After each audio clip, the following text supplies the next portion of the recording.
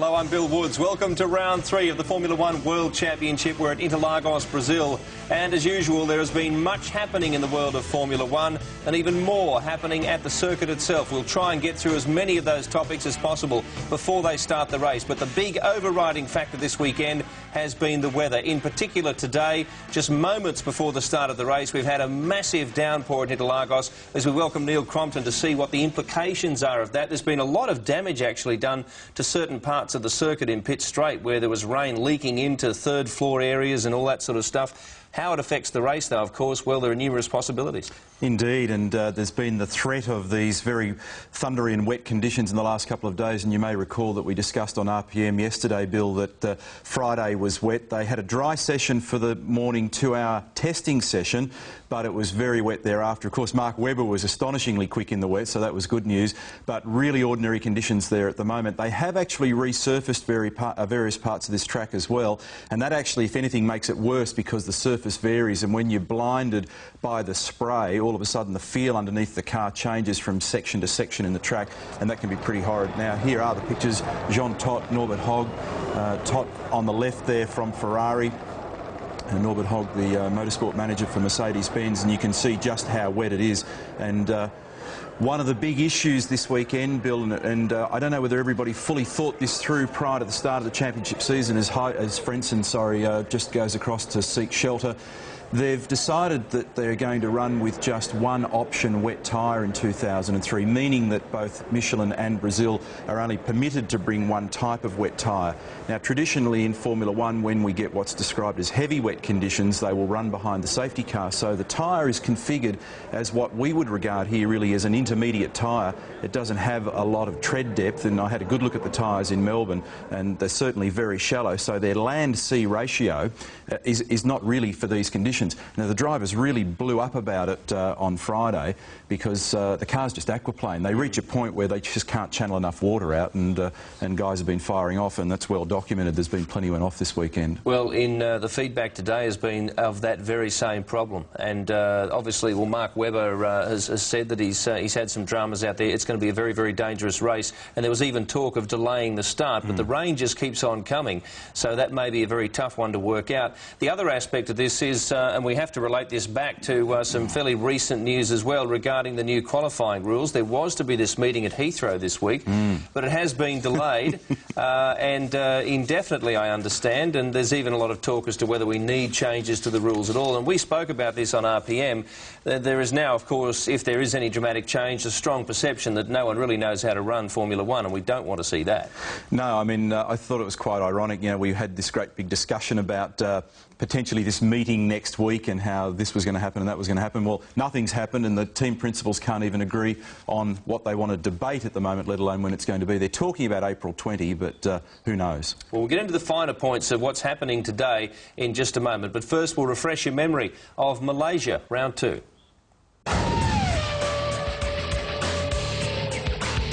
Humidity makes the Malaysian round a particularly taxing one for drivers, but the all-Renault front row was no mirage. Fernando Alonso and Jarno Trulli's qualifying pace had most convinced they were light on fuel. Michael Schumacher trying a little too hard to stay with them early. And a contact!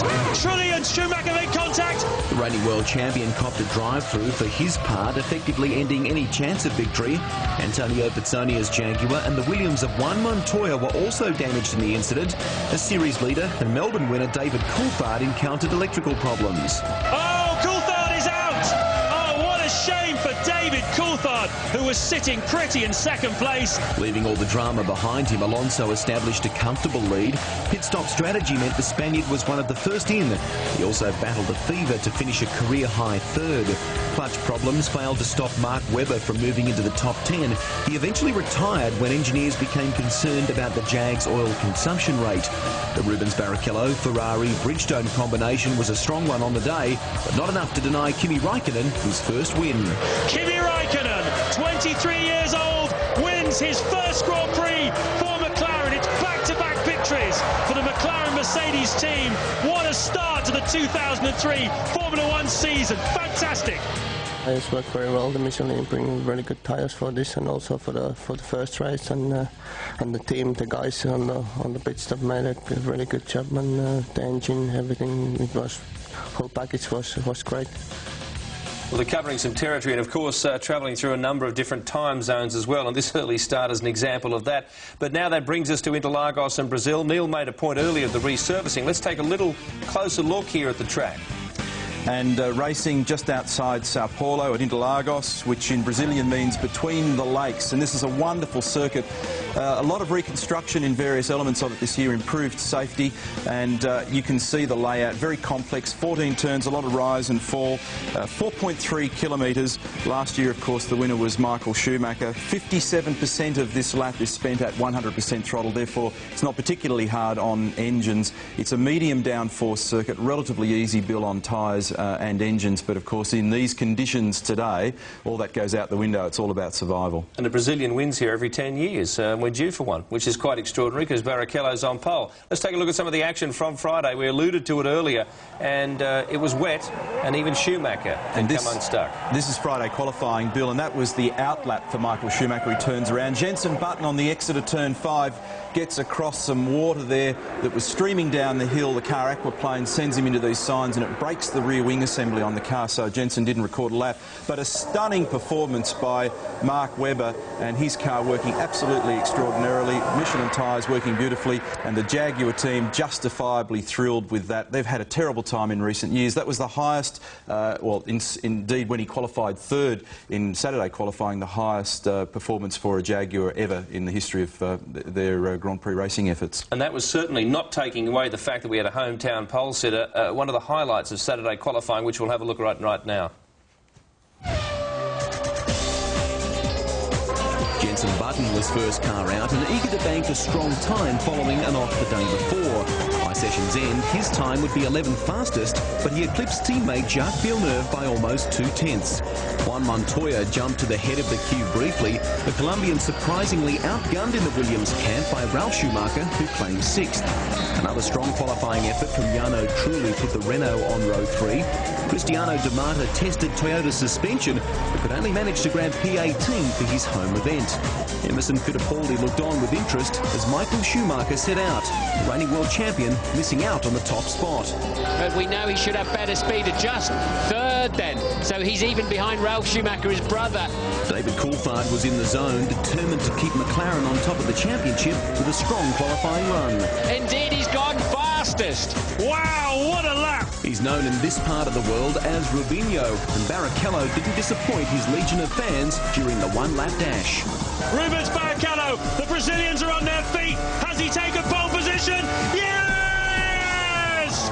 Australia's Mark Webber was now the only driver in with a shot at beating Barrichello, and it looked as though he had the Brazilian's measure. He manually shifted it through there, did a little bit of a short shift to get it up to the gear before the heart of the corner. He's a quarter of a second ahead. Webber dropped just over 0.04 of a second in the final sector, but it was still Jaguar's best ever qualifying performance. He's on the second row beside Kimi Räikkönen. Barrichello and Coulthard split by 100th of a second. Michael Schumacher and Giancarlo Fisichella on the 4th row. Fernando Alonso unable to repeat his Malaysian effort. Nick Heidfeld the best of the Sauber drivers, and a brake lock-up costing Ralph Thurman vital tenths to be 16th fastest. Well, of course, the first wet race of the season brings into bear some of the rules, some of the flexibilities of the rules that we're seeing in 2003. And Neil will go through those as we go back to Interlagos right now. And thankfully, we see cars on the grid.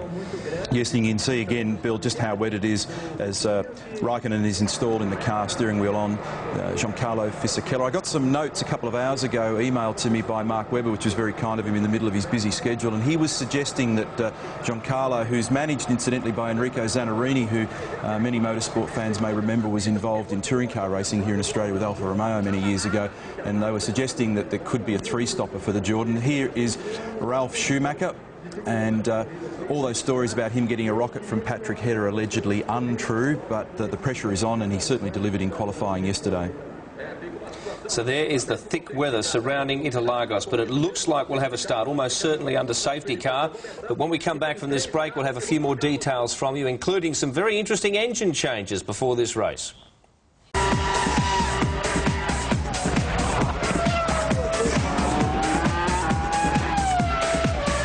Hi, I'm Rubens Barrichello. You're watching Formula 1 on Network 10.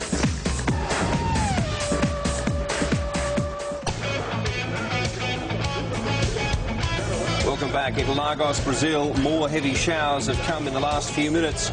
We have reports that they may be delaying the start here by 10 minutes, which is very much under the rules. As we have a quick look at the grid, of course, Barrichello, as we mentioned, on pole beside Coulthard, and Mark Webber, who showed some very, very good wet track form earlier, but I don't know if he'd like it this wet, alongside Raikkonen, the man who won for the first time in Formula One at the previous round in Malaysia. And on that subject, Raikkonen and indeed Jacques Villeneuve have been granted dispensation by the FIA to change engines overnight. Now, this was obviously under the grounds of safety, because the cars are in Parc Ferme and cannot be tampered with for any other reason. That is an interesting change, a bit of flexibility that I think Neil was, well, we talked about a little earlier. It's common sense more than anything else. Well, yeah, I think it's a very smart move on the part of the FIA Technical Committee, and headed up by Charlie Whiting, that when the whole intention of putting the cars in Parc Ferme is clearly to stop this business of having a special one-lap screamer engine.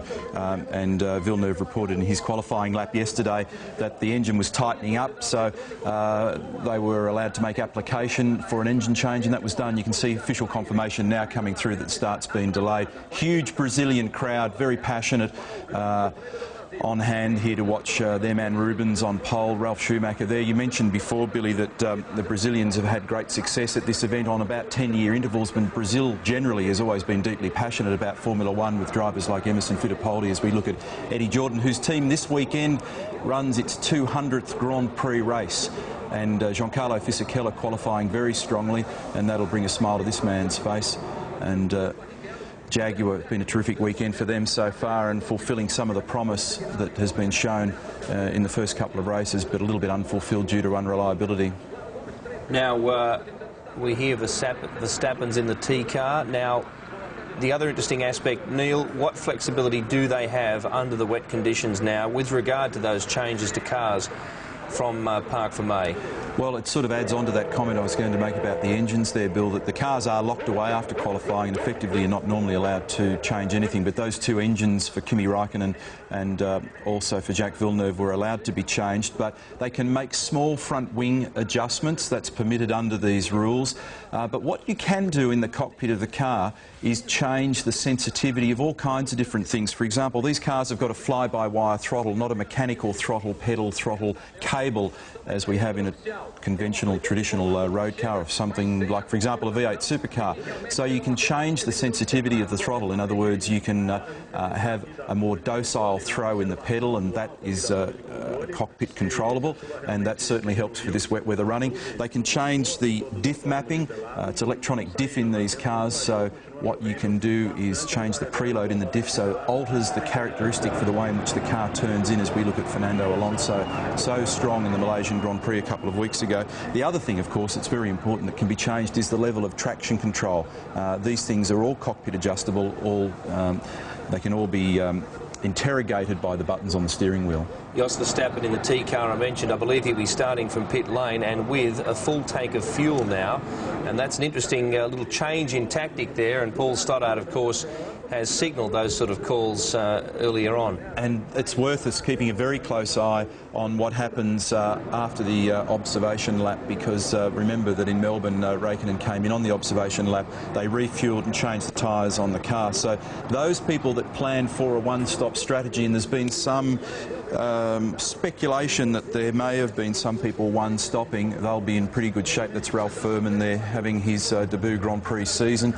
Last year's Formula Nippon champion from Japan, Juan Pablo Montoya there for Williams, and just keeping the helmet and visor dry.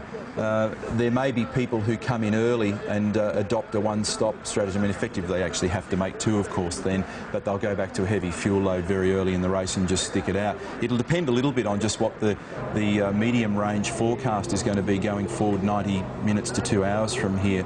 That's Heidfeld in the Sauber. They've been strangely quiet this weekend. Some new aero parts on that car. Sauber have got a new wind tunnel in Switzerland, and after the last test up in Barcelona, they've been working hard. You can see the crazy Brazilians getting into it there. And I was going to make the point before that Emerson Fittipaldi, Nelson Piquet, Ayrton Senna, Rubens Barrichello, has been a whole string of unbelievably successful Brazilian Formula One drivers Barrichello's led 3 Brazilian Grand Prix in '99, 2000 and in fact last year, but he's never won. In fact, he's only finished once. That was 4th in 1994. As we look at Jenson Button here, starting from 11th on the grid. It is a very significant race, not only for Barrichello with this amazing timeline that's developed in terms of Brazilian performance, but also in the last 13 years, the winner of this Grand Prix has gone on to win the championship on 10 occasions. So it is quite significant, and given the wet conditions, we wonder if Michael Schumacher... Look at these little galoshes here.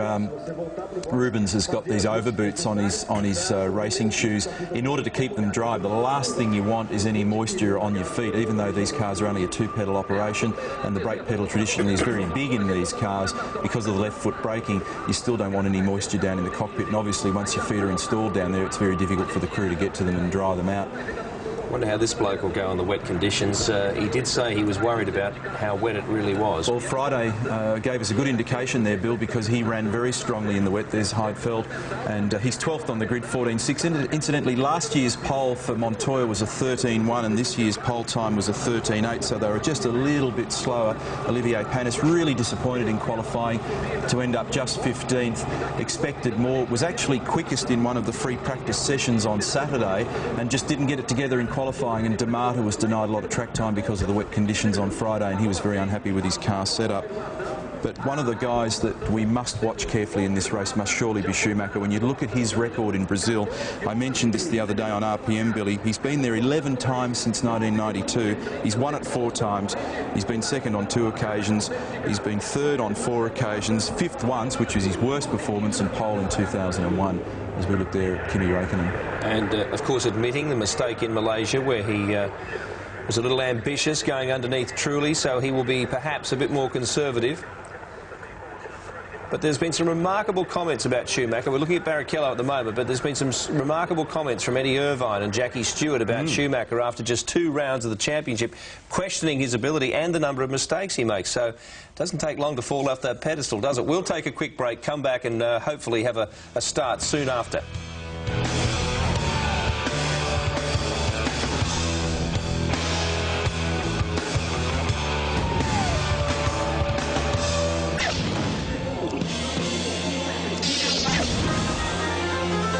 There was a high attrition rate at this round last year when 11 cars technically did not finish.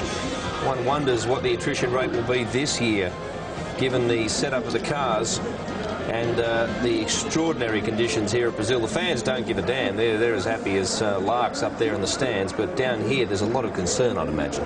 Yes, it's not a good time for everybody because these cars are flighty to drive at the best of times, and when it's wet with a tyre that's not good at channeling water away, it can really make them a skateboard. And one of the problems is that this track is very high above sea level, in fact nearly 800 metres, Bill, so it's literally way up in the clouds, and that is going to work against us in terms of weather. And because it's so high, there's quite an enormous drop in both downforce and engine power, between about 8 and 10%.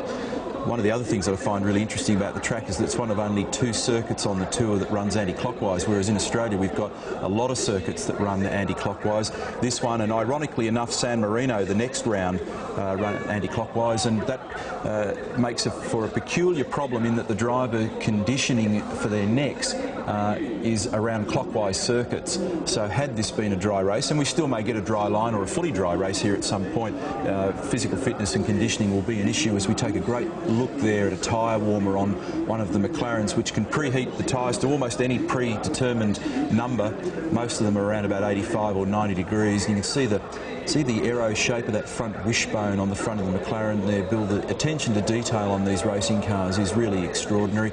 Massive amount of changes made day to day, week to week with these cars, with 24-hour-a-day, 7-day-a-week wind tunnel programs, and the developments ongoing, particularly in these first few races in the fly-away races, hard to say at this time of the morning, at the start of the season, where they're actually, refining in some cases last year's cars prior to the introduction of the 03 models, which both Ferrari and McLaren are expected to debut at San Marino in a couple of weeks. And half a dozen laps behind the pace car coming up, but we haven't got off the grid yet, of course, as we look at the man we talked about earlier, Verstappen, starting from pit lane and, excuse me, with a full tank. And the reason for the running behind the safety car in the initial phase, and there it is, they'll be all funneled in behind Bernd Maylander, who's driving that car, is to try and reduce some of the standing water on the circuit. And this track is notorious for puddles and rivers almost. And if you had a look at some of the shots that we saw in qualifying on Friday of where people went off, for example, when Button went off, he just literally got onto a river and the car wriggled, sent him out onto the painted top of the ripple strip where it's very slippery, and off he went. So by running the cars around for the first half dozen laps, they'll be able to spit some of the water off and at least generate what we describe it as really is a less wet line. It's still wet, but it pumps the worst of the water away, and that's assuming, of course, that it's not continuing to hose down. They've really got quite a problem here. The reason, incidentally, for the wet weather tyre rule configuration that we have in 2003 was just simply a cost-cutting exercise. You can imagine the number of rims that you need, the number of tyres that you need to freight around the world if, for example, you permit 2 types of wet tyre. So if you had available a deep-cut, heavy, wet, very soft tyre, which might suit these conditions, you've by definition got hundreds, if not thousands, more tyres laying around over the course of the weekend.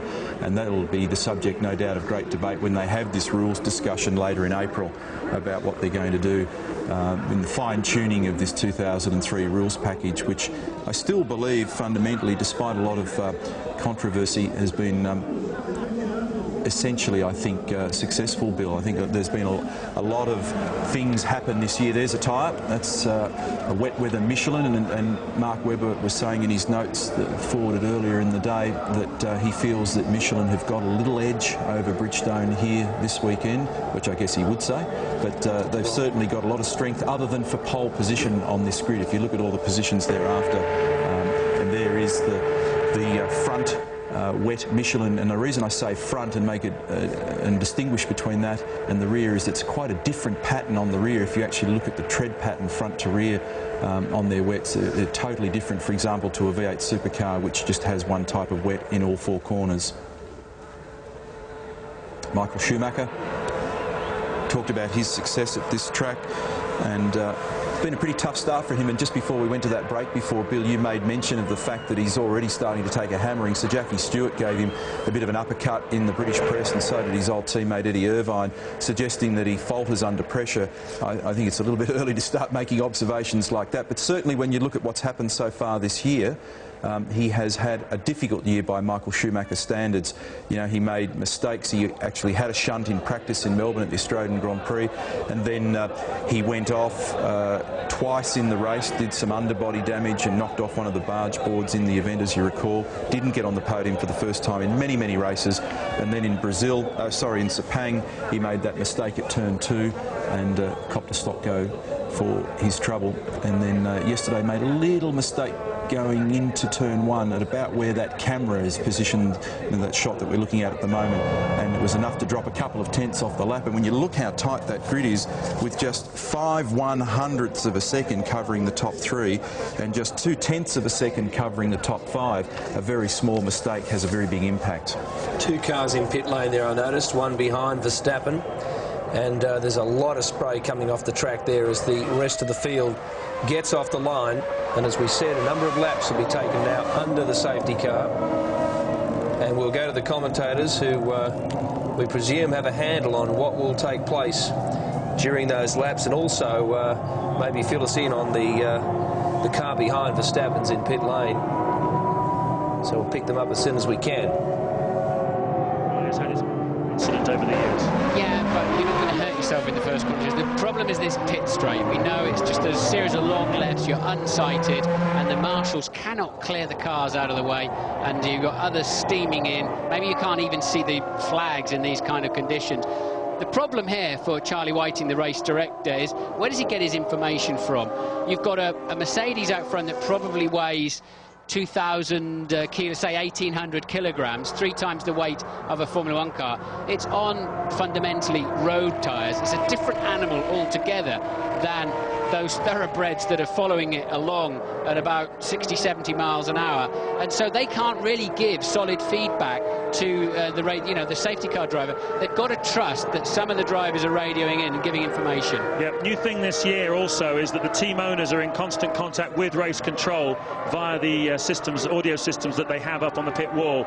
So I happen to know that the race director has briefed everybody to say that he wants, if we have a situation like this, he wants to hear from certainly the leading drivers, the more experienced drivers, via their teams what they believe the conditions are like. Clearly the guy driving the safety car will be telling the race director where the standing water is, and look at that, plenty of standing water there. The race director stopped and had a look at that about half an hour ago on a track inspection, and spent about 10 minutes examining the drainage down there. Well, an hour ago we suddenly saw up on screen, and it had Kimi Raikkonen jump up out of his chair and leave his lunch to go and look at what they're doing. There was a fire engine and a hose. They were washing the track, which is a bit bizarre because obviously so much water's fallen. What they were doing is, where there's a river come across the track, so much mud has followed it, they had to actually put more water on the track to get rid of that mud. So the safety car coming up the hill out of the Junção corner. That's the pit lane entrance you can see on the right. And in a few seconds, the Brazilian Grand Prix will be underway. This is, as you can see, we're, well, one lap into it, in fact. Rubens Barrichello behind the safety car. Well, that was a 2.5-minute lap. Normally would be something around 1 minute 15. The race starts officially, as you said, James, as it crosses the line for the first time. The 2 hours started as the safety car pulled away. So this lap will either be 71 laps or 2 hours. The 2 hours is now 3 minutes underway, although they're now on officially the first lap of the Grand Prix. The lap before was the traditional formation green flag lap they would run if they were under their own steam, and we've got a Toyota in the pit lane. Yep, as predicted, Panis at least has come in to put some fuel in. I'm surprised that more of them haven't, actually, but maybe, as you were saying, Martin, the concern is that if the track does dry out and you're fat with fuel, that the tyres will wear out. So they've obviously been doing some calculating. Having said that, of course, there's still going to be a few more laps behind the safety car. We may well see 1 or 2 more of them coming in and refueling. Look, you can't even see some of those cars. We can't see the cars in the distance, and that's when they're doing half speed. That's the problem they've got. Visibility is zero. It's like switching your wipers off on the motorway when it's pouring with rain. You cannot see anything. You cannot even see your own dashboard sometimes, and your own steering wheel. Your visor is so full of water when you're at speed.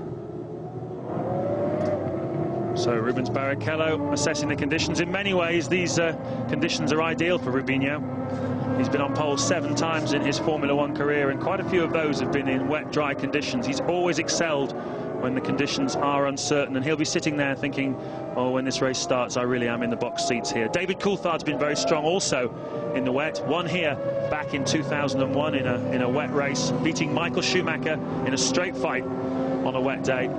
Coulthard's mighty relieved, I know, because he actually trimmed his car out of wing, took a bit of wing out of it yesterday, expecting to need to pass cars during the race down this long pit straight, and of course that compromised him enormously for the wet conditions. Luckily, they decided today, just because of the diabolical conditions, you could lift the car a little bit, and just putting on the wet tyres lifts the car, actually.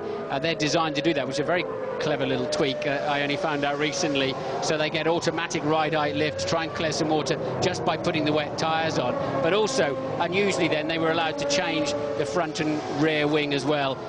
Normally they can just change radiator blanking panels and brake blanking panels, because clearly you're not going to be using the brakes anything like as hard on a day like this. Yes, that rule, that new ruling that they were able to change just before the start of the race, the wings, was bad news for Michael Schumacher, because I found out just before this morning that he put a wet setup on the car yesterday for qualifying, because he thought it might be a bit damp here today. So yesterday, when he was slower than Rubens Barrichello, qualifying 7th on the grid, part of the reason for that, and you pointed out in qualifying, actually, he looked like he had a different setup from Rubens. Part of the reason for that was he had gone with a wet setup, which means more wing in particular. And softer suspension, which is why his car didn't look anything like as lively as Rubens. Well, that makes sense, because we stepped off the plane here Thursday and everybody's saying the weather forecast this weekend is awful. And so we're not that surprised now it's happened. Although, of course, back in Malaysia it was guaranteed to rain during the race, and we never as much as saw a speck of it. The great news is that perched up here in the top of the grandstands, which makes me slightly nervous because they rock when Rubens fans start jumping up and down, the whole tube framework moves around, but into the distance it is definitely much better at the moment weather-wise, and so I'm pretty sure, James, this race will get underway at some point. Well, watching this race on television in a local hospital is one of our ITV colleagues. You may have read about it in the newspapers back in the UK, and we certainly wish her well. She's in an isolation ward there. No results yet on the test that she's had, but we wish her well and wish her a speedy recovery. That's Sally Blower, one of our team members who's had a pretty tough week. But, these drivers, I think, are going to have a pretty tough afternoon. When I say the race will get underway, I mean properly underway. Of course, all of these laps count. And the other good news for the front runners is, of course, they're using about half as much gas cruising around at this speed, half as much fuel.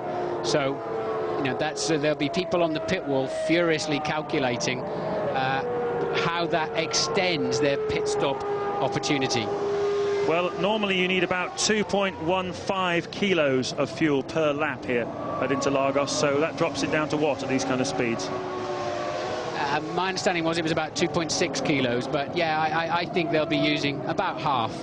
I mean, the smart cookies will have it in top gear and just be tickling the throttle just to keep it the fuel consumption down as much as possible, knowing they should get decent warning when the safety car is going to come in. Then they can start pumping some heat into the brakes and the tyres. We'll know that the safety car is going to come in when the lights go out on the top of it. You can see those flashing yellow lights up there on the top of the Mercedes-Benz. When they go out, you'll know that at the end of that lap, the safety car will be popping in. Rubens Barrichello then, the first man on the track, and David Coulthard, as we've said, behind him. And interestingly, Martin, yesterday was the 5th time in succession that David Coulthard has out-qualified his teammate Kimi Raikkonen. And I know it's interesting for David. He keeps getting asked these questions about this young teammate of his who's blowing him away in qualifying, and yet he's really responded. The back end of last season and the first part of this season, he's put Kimi in the shade in qualifying, hasn't he? Yes, it's 5-0, I think, the last 5 Grand Prix, but Kimi's leading the championship. It was bad news for Coulthard, not coming away from Malaysia with no points from a small electrical problem. And then, of course, as we know, the championship is very, very tight. Just behind them, 5 drivers on 8 points, but Raikkonen out front on 16 at the moment. That new point system working a treat. But now they've completed more than 2 laps. If there is a big accident, the restart will make it a 2-part race. As such, they won't reset back to 0. But after 75% of this race, the race distance covered, which must be, James, you're a clever bloke, how many laps is that? 75% of 70, yeah. And around that time, then if it absolutely pours with rain again, I would think they will finish the race at that point and declare a full result, and therefore full points as well. I remember back in 1991, the Australian Grand Prix only actually went for 14 laps with an absolute deluge. It was the day that Nigel Mansell broke his foot in an incident. Ayrton Senna won the race, but there was a race that only lasted 14 laps, and they awarded half points that day. And amazingly, do you remember, about an hour and a half later, the sun came out, and it was one of the nicest afternoons we'd had all week. It was just one of those, if only they'd waited an hour, it would have been fine. Yes, indeed. Rubens choosing to stay very, very close behind the safety car. And he will then become the safety car when the safety car elects to come in. And look, still a lot of spray. Still, I'd be radioing in saying, hey, too much water. And rest assured, the camera can see through the spray much better than the human eye. And of course, we're at a high level. So we're looking down on, what, 6 foot of spray. If you're behind the car in front, you're looking into 20 or 30 feet of spray, and it's a completely different perspective inside that cockpit. I mean, many of you would say, hey, look, they can start the race now. Look, there's barely any spray. It looks so different inside that cockpit, but we're moving into the zone now where people will start to think, soon we'll get this underway. Well, the track temperature has gone up, the air temperature also has gone up, and so is the barometric pressure, so that the conditions would indicate that it is getting better. We've had no more rain, so we may well get this race started shortly. We've had 4 laps under the safety car, and hopefully not too many more.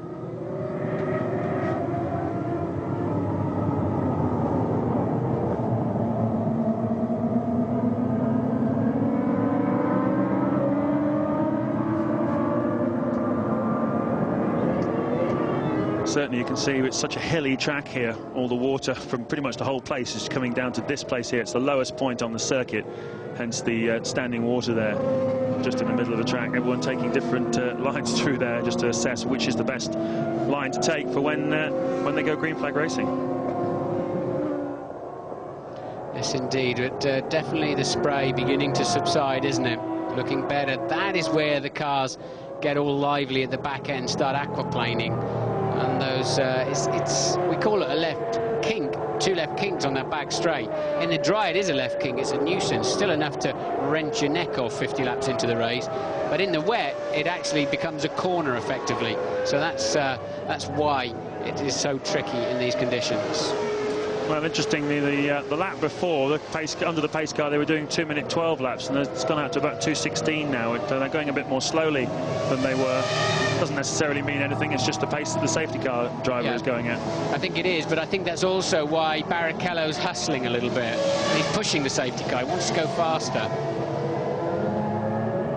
Those flashing red lights would send me mad in the good old days. In my day, they were just a solid red light. You can't see them anyway. But following a car with a flashing red light like that just mesmerises you. It's not what you need.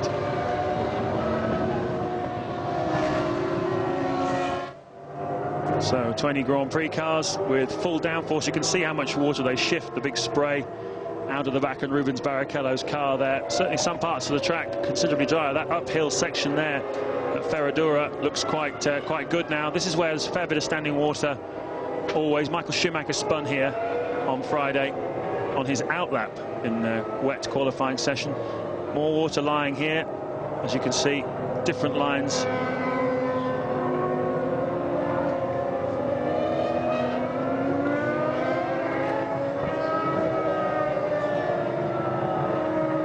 Welcome back to Interlagos in Brazil. We're waiting to get the safety car in so that we can go green flag racing here at Interlagos. We are 6 laps into a safety car started Grand Prix. They've been following this safety car now since the race director allowed the thing to get going at 2:15. It's a 71 lap race, and already, as I say, 5 of them down. And we're hoping, given that the conditions here seem to be improving and the spray seems to be subsiding, that we might get racing fairly soon. Yes, under normal circumstances, James, with wet tyres, they'd be underway by now. I think they're really hanging it out with the safety car, knowing full well that everybody is on unsuitable tyres with those very lightly grooved.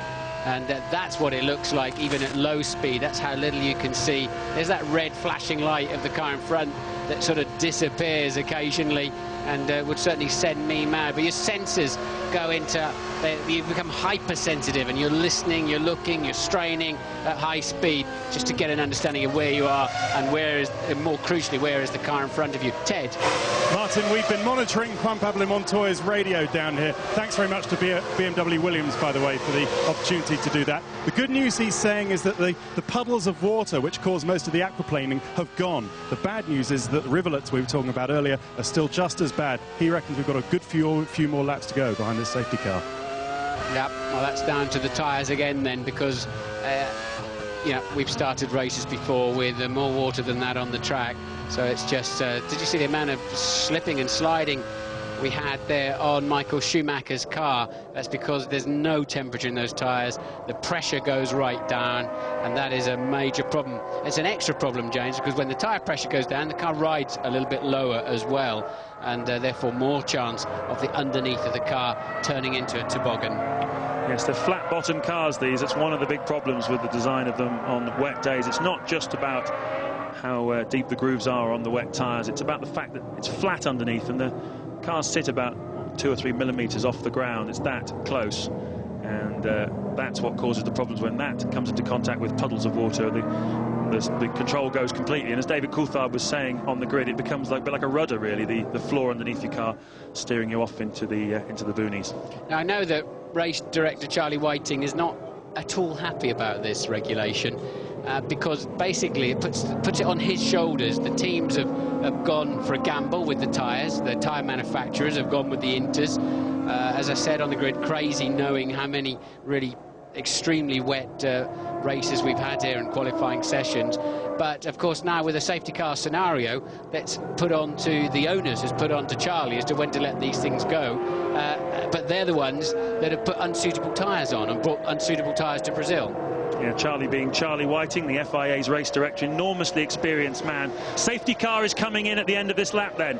We've just been told by Mr. Whiting himself through the communication system here as Giancarlo Fisichella into the pit lane from the looks of things. Yep. Well, it's... I don't know why, if you were going to do that, you should have come in early, unless he's got a problem, but it looks like they're expecting him in, and they're just going to fuel it up and take a gamble, and they're changing the tyres, which is unusual.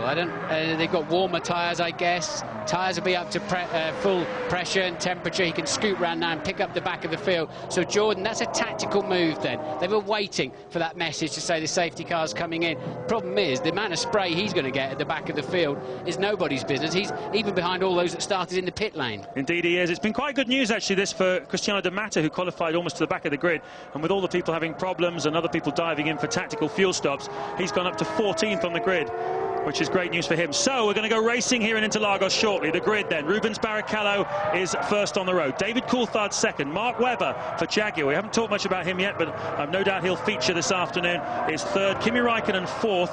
Jarno Trulli fifth on the grid. Sixth, Ralf Schumacher. Seventh, his brother, Michael Schumacher, who very unaccustomed for him, worst qualifying for over 60 Grand Prix for Michael Schumacher. Fisichella we've seen dive into the pits, means that Montoya has no longer got Fisichella in his way. He can attack Michael Schumacher from the start, and we've seen him pass Schumacher, and safety car starts here before it Interlagos. The tension then building, the samba drums beginning to beat in the grandstands. We're going to get some racing at Interlagos very shortly. It's good. I hate it when the commentators have to work harder than the drivers, but now they are going to have to work overtime. They're going to have about zero grip into the first corner. It's going to feel like greased ice because their tyres are cold, they're low pressure, everything's cold, and they've not had any warm-up this morning, no exploratory laps. The first time they go through turn one at speed is the first time since yesterday afternoon. A real challenge for these Grand Prix drivers. And look how Rubens Barrichello is bunching up the field.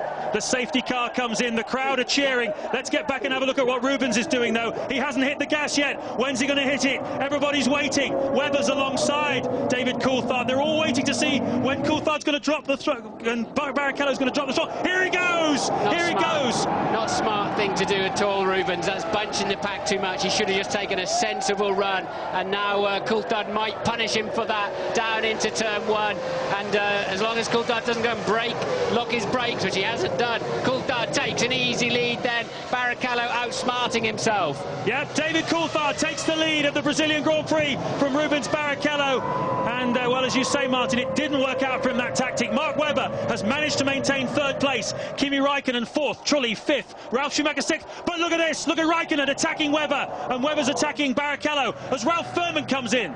They're going to put the same ploy with Furman then, who we believe is in the spare car now. New tyres and a tank of fuel. They really should have just queued them up if they're going to do that and done that before the race got underway. They're going to go a lap down. He's still struggling to get a gear too. There's Barrichello. He's second. Coulthard scampering off into the distance. Well, Barrichello seemed to not be all that confident with his car, and Webber attacks him down the inside. That's Heidfeld off the racetrack, but it looked to me as though Mark Webber in third place as the Sauber gets a little dusting of... oh, look at that, Räikkönen almost alongside Webber. They touched, I think. I'm not sure whether it was just a spray coming off as Räikkönen took to the curb, but Barrichello extremely cautious, it has to be said, and that's giving Coulthard the space he wanted, and he's not got any spray in front of him either. And Webber right in there too, look, for Jaguar in third place. It looks like the Williamses are on the move behind. I think Ralf Schumacher attacking the fifth place man, Renault of Jarno Trulli. So a great scrap going on there in that back bunch behind Räikkönen. Trulli, Ralf Schumacher, Michael Schumacher, and Montoya also on the move as well. Look at Räikkönen though, he's having a go at Barrichello. Can he make it stick? Can he make it Yes, stop? he can. Oh, nice move. Runs a little bit wide, but he's got track position. Where's Mark Webber gone? Down to fourth. Yes, Webber is first, second, third, fourth, fifth actually for Mark Webber. I think I saw him coming into that corner. So again though, we've seen the Michelin wets on the McLaren looking good, and so too is the Michelin shod Williams BMW of Montoya as he takes over the place from Rubens Barrichello. So Montoya up into third, Coulthard, Raikkonen, Montoya. Yep, the order, just to bring you up to date, this is lap 10 of the Brazilian Grand Prix. Coulthard leading Barrichello by, well, sorry, leading Raikkonen, but Raikkonen closing right up on Coulthard. Barrichello dropping down the order as well. Coulthard really lost a lot of time somewhere to Kimi Raikkonen on that lap. Raikkonen appears to be more confident at this stage for whatever reason, just taking metres out of Coulthard. And Montoya, we believe, has gone up into third place. Look at Raikkonen having a look down the inside of his teammate, but Coulthard resists. Teammates there having a good scrap. The Williams is joining them very quickly indeed. And Montoya having a pretty special start to this Grand Prix. His teammate Ralf Schumacher has dropped back to 7th place. Michael Schumacher has dropped down to 8th. Coulthard just put a wheel on the white line, lost some traction coming out of the corner. We'll give Raikkonen a good look at him as well. Look at the amount of spray they've got. Remember, they're on intermediate tyres still, and Raikkonen will get a look at the inside of Coulthard. It'll be a brave move, though, against your teammate in these conditions, and he's made it work. Wow! Kimi Raikkonen puts down a marker for David Coulthard. Coulthard knew he couldn't chop across him. It's his own teammate. What's he supposed to do? Raikkonen forced him into a position where he just had to let him through. But Coulthard's got lost track. Montoya goes around the outside, up onto the wet paint. They're side by side. They almost touch down the back straight. And Coulthard gets out of the throttle. Brave move by Juan Montoya. Has he run wide though, Martin? No, he'll save that one. So the two leaders then, they've got so much more confidence than anybody else. They're lapping 2 to 3 seconds faster than anybody else on the racetrack. Raikkonen and Montoya, the car's working underneath them. They're feeling good about it. For whatever reason, Coulthard went off at a great pace, but now has lost confidence somewhere. Let's have another look. There's been an incident here. That's one of the Renaults, and that's Ralf Schumacher, probably Jarno Trulli. They were together in 6th and 7th places. Both of them seem to have resumed, though. A little bit of contact there between those two cars. Here's your race leader, though, the man who won 2 weeks ago in Sepang, Malaysia, Kimi Raikkonen. Yes, the World Championship leader by 6 points. And car number 4 is off the track. That is Ralf Schumacher. We saw that happen, so Ralf off the track. And Raikkonen coming over to lead the Grand Prix. And look then, Michael Schumacher passing Barrichello too now. Yeah, Rubens Barrichello was in 4th place. Can't see where Mark Webber's got to. Is he in front of the Barrichello-Schumacher combo, or is he behind them? He was behind Barrichello at the end of the last lap. Hasn't come across the start-finish line yet. There he is. And there are the two Ferraris behind him. So Webber had got in front of Barrichello as well. Rubens Barrichello clearly struggling with some kind of problem. That's Fernando Alonso, that's Jenson Button, and that was Jarno Trulli going through. Raikkonen leads on lap 12 then. Let's just take stock. 2nd, Montoya. 3rd, Coulthard. 4th, Webber. 5th, Michael Schumacher. 6th, Barrichello. 7th, Alonso. 8th, Button. 9th, Trulli. 10th, Jacques Villeneuve. And what about this for Justin Wilson? Up 8 places at the start, and he's now up into 12th place. And what's really strange here is we've got Raikkonen and Montoya 3 seconds a lap faster than anybody else. Don't know if it's confidence, setup, tyre pressure, ride height, but those two are just so hooked up, and they're just steaming away from the field, although Coulthard now beginning to come back a little bit to Montoya. Ted, what can you tell us? Martin, I'm down at the McLaren garage. It's fantastic. It's a pit full of extremely nervous but excited people. I think what we're seeing is no problems really with David Coulthard's car. There's no worry on the face of his engineers. What it is that Coulthard's a canny lad. He knows there are 60 more laps left to go in this race. Anything could happen. Let them go off and let's play the long game. Yeah, well spotted there, Ted, because Coulthard's just done the fastest middle sector and coming back again at Montoya now. Just wanted to obviously see where it was all at. But no such problems for the 23-year-old up front. He clearly just wants to get on with it this afternoon. Now, look, Coulthard coming back at Montoya. Obviously got the car up to where he needs it now. And we've got a great three-way scrap. But behind them, Mark Webber, 5.5 seconds drift, but also going very, very well. Yep, Webber set the fastest first sector of the race so far. The track is getting faster and faster. The rain hasn't started to fall again yet. Tremendous amount of spray flying around on the pit straight. We're just above it here in the main grandstands opposite the pit straight. That's David Coulthard, who was very bold here back in 2001, putting a move on Michael Schumacher to take the win here in the wet conditions. Today, a little bit more cautious, a little bit more circumspect, I think, is the order of the day for him. And you were talking about confidence a moment ago, Martin. Kimi Raikkonen said yesterday afternoon he was asked how much more confidence that win in Sepang has given him. He said, so much more confidence. I feel that there's no question marks around me anymore. I know I can do the job. I know I can lead, I know I can win races, and he says, I feel a weight off my shoulders, and that's from someone who's only done 2 seasons of Formula 1. I had lunch with him today, and he was more relaxed than I was. He's just, it just all seems to go over his head. He's leading the World Championship. It's raining so hard that you can barely see outside the window. And the only thing that did catch his attention, as I said earlier, was when he saw them watering the track while it was raining so hard. But otherwise, he very much is a cool young man. Coming across the line then to complete lap 13. I've always wanted, I hear a lot of Grand Prix drivers have an espresso after their lunch before the Grand Prix. Did he have one? Don't know. I wasn't watching that closely, James. It wouldn't have made him all that calm if he had. Certainly he's driving beautifully at the moment. Raikkonen leading on lap 14. Those are the margins you can see. Juan Montoya always been good here in Brazil. Should have won his first Grand Prix on his first run here. But, of course, collided with Jos Verstappen. Coulthard third. Mark Webber doing a super job in 4th place for Jaguar. Again, setting the fastest first sector of the lap. And he's in touch. He's just 8.2 seconds behind Raikkonen and only 4 seconds behind Coulthard. Yes, and Webber on the move. And so is Michael Schumacher in 5th place, too. He's now 6 seconds ahead of Barrichello. And it's not... If your car's hooked up, if you've got the balance, you've got the tyre pressures, you can get away with it. And if you can't, you're totally at sea. But Webber is flying in 4th place and will soon, very soon, be right up behind Coulthard and Montoya, with Michael Schumacher just behind him.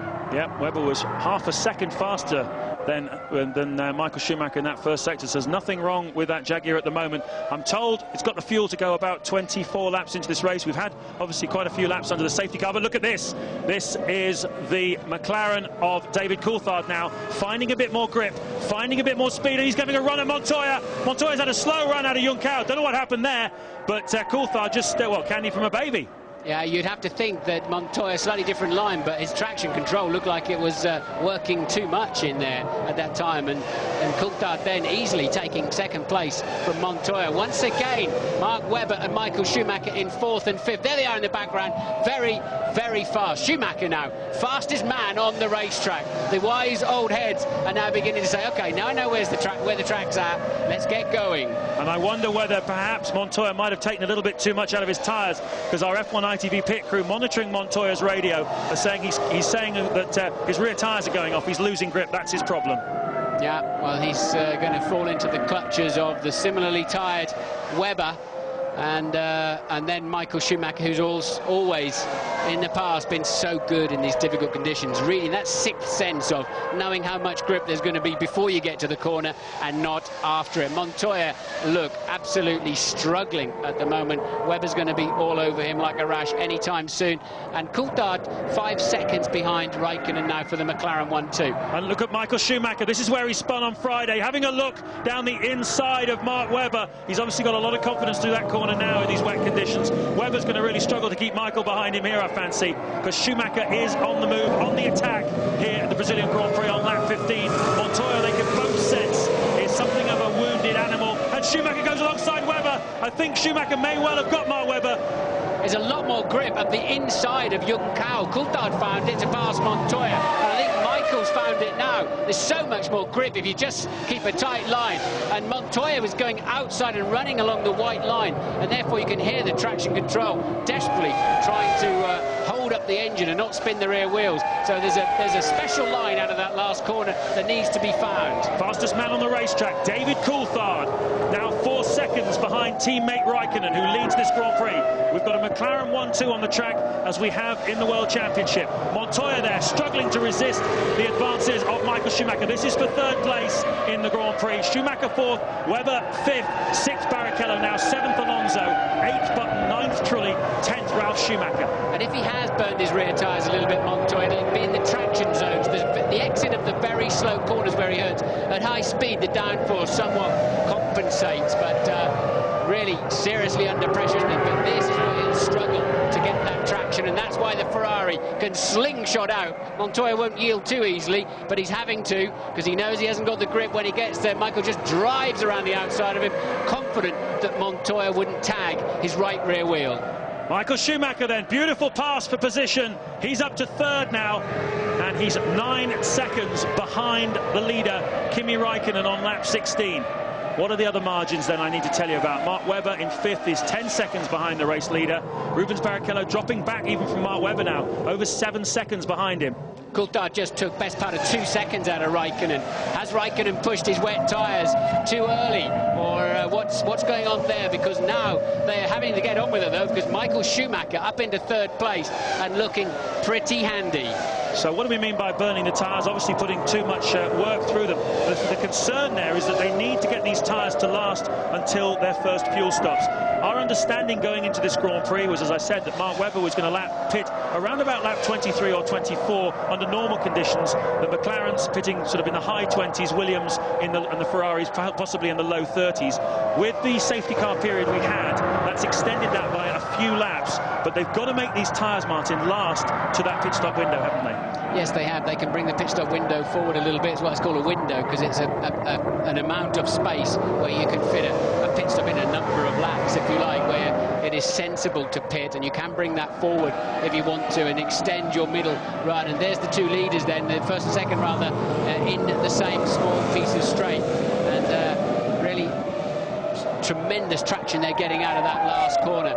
Schumacher is on a blistering lap at the moment in 3rd place. He's 7 seconds behind the 2 McLarens at the moment. Once again, Montoya. Now Montoya is switching to that slightly tighter line on the exit to desperately try and find a bit of extra grip. Sometimes off the racing line you get a bit of grit and a bit less used tarmac, and you find more speed, something the karters know very well about, the kart racers.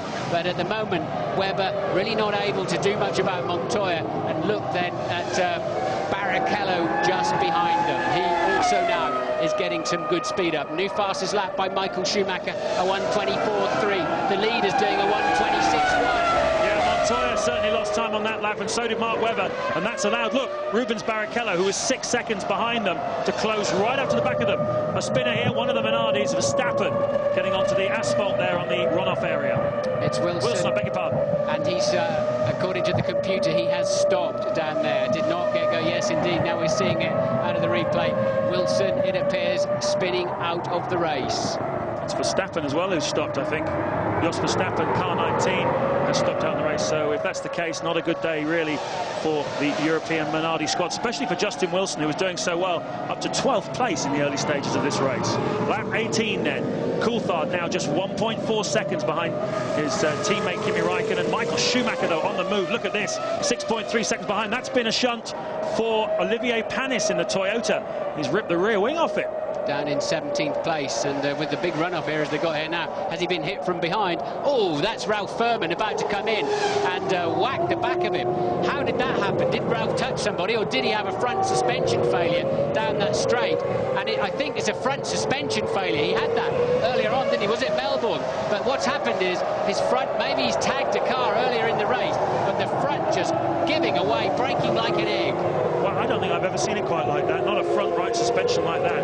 And a lot of debris on the track now for everybody to deal with. Montoya there, Michael Schumacher, as Webber, and Barrichello, pardon me. Sorry to interrupt, James, but Alonso getting into the action as well now. Jenson Button back there in 8th. So we're getting a little bit of a traffic jam behind Juan Pablo Montoya. And now we're getting quite a serious dry line in some of these high-energy corners where they really, with the downforces, pushing the car down into the road, and they're beginning to clear some space. But a lot of debris down into turn 1. Safety car has been deployed. Well, Kimi Raikkonen had David Coulthard breathing down his neck. The Scotsman had closed up to within 0.4 of a second for him, so he's not lost too much to Coulthard, but they've both lost a lot to Michael Schumacher, who was 4.5 seconds behind them. Yes, he was catching them, but this is really what Michael Schumacher wanted, and it's going to take a little while to clear the debris away from this track, I think. The man who'll be most happy is Montoya. He's doing 1:28s, and Schumacher's doing 1:24s. He'd already fallen about 15 seconds adrift, and they're pitting. Yeah. Coulthard, Michael Schumacher, all pitting. Yep, smart move. This is lap 19 then of the 71-lap Grand Prix. They were going to be coming in for a pit stop deep into the 20s probably. They're all taking advantage of this. Straight race then. How will they fuel this Ferrari? Can they get him out in front of Coulthard? They've dropped the front down very quickly. Did not change the tyres from what I could see. And Coulthard gets out and remains in front of Michael Schumacher. They were 2nd and 3rd. Raikkonen electing to carry on. Yeah, Raikkonen did not pit. Quite a lot of cars coming in now. Montoya, Barrichello, Alonso, Webber, Button, Trulli, Ralf Schumacher, Villeneuve, all in the pits. We've now got a near collision, Ted. Yes, it's It's depending on which teams are queuing the cars. Renault have queued the cars, taken both Alonso and Trulli in. Williams have also queued the cars. Ralph has just come in. Montoya almost hit Trulli as he was coming in. Raikkonen will be in next. I can tell you what they have done to Montoya's tyres. They just put them on. They've actually increased the tyre pressures, trying to help him with these wet tyres. Now we've got a problem with Trulli's pit stop. They're very late on the right rear tyre. So a lot of drama in the pit lane then. The job now, and it's good news for Coulthard and Michael Schumacher, because they've lost nothing on the racetrack and they're refueled. Raikkonen has lost out quite badly here because he didn't choose to pit. So you're looking at second and third place man who have had a free pit stop, James. Yeah, and one would imagine that Raikkonen would have been offered the chance to come in first, seeing as he was the race leader. So one presumes that he said, no, I'll stay out. Coulthard said, I'll take it. And in they come, because otherwise they would have to have queued, wouldn't they? Raikkonen would have been in front, Coulthard would have to sat there waiting, and he would certainly have lost track position to Michael Schumacher there. Yes. So they're shuffling the pack then.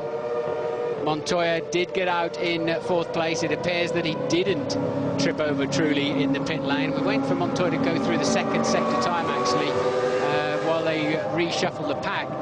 And there you have then first, second, third, and it is Montoya. What's that in the middle? There's a Toyota in there somewhere.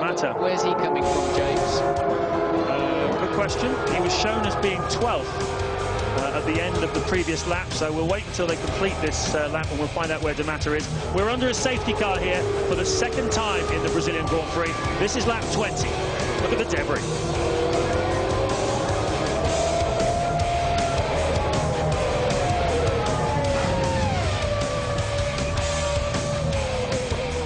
The energy goes into the suspension in a different way, and didn't hit his teammate, and a very innocent and somewhat surprised Olivier Panis is taken out of the Grand Prix. A very, very scary moment for Ralph Furman. Well, we're getting reports from the pits that Fernando Alonso has had to come in again because the team put slicks on his car at the first pit stop. Now, surely they would have seen that before they released him, so maybe it was a tactical move that did not work. Too soon for the slicks. Either that or they've just, remember, they're all in blankets, and sometimes mistakes are made with these tyres. Yeah, but when the tyre blankets come off before the guy releases, surely he would have seen they were slicks. There's a big difference in appearance between them, isn't there? There is, although, because these days they've still got grooves in the slicks. But, yeah, I'm not sure. The mechanics are really focused on getting the wheel on and getting their hand up in the air to say they've got their wheel. They're looking at the wheel nut. I don't think they're having a general look around at which tyres the driver's chosen. Chap there on his, not on his mobile, I think he's on a walkie-talkie to the Chief Marshal, kicking bits of carbon fibre debris out of the way, and it's very sharp carbon fibre. You really do have to clear it away because a tyre passing over it, the shards of carbon fibre easily could get punctured. 21 laps into this race then, second safety car period. There's two drivers, just spectators for the rest of the afternoon. Ralph Furman on the left, Olivier Panis on the right, both involved in the same incident, and no doubt both as confused as each other about exactly why that happened.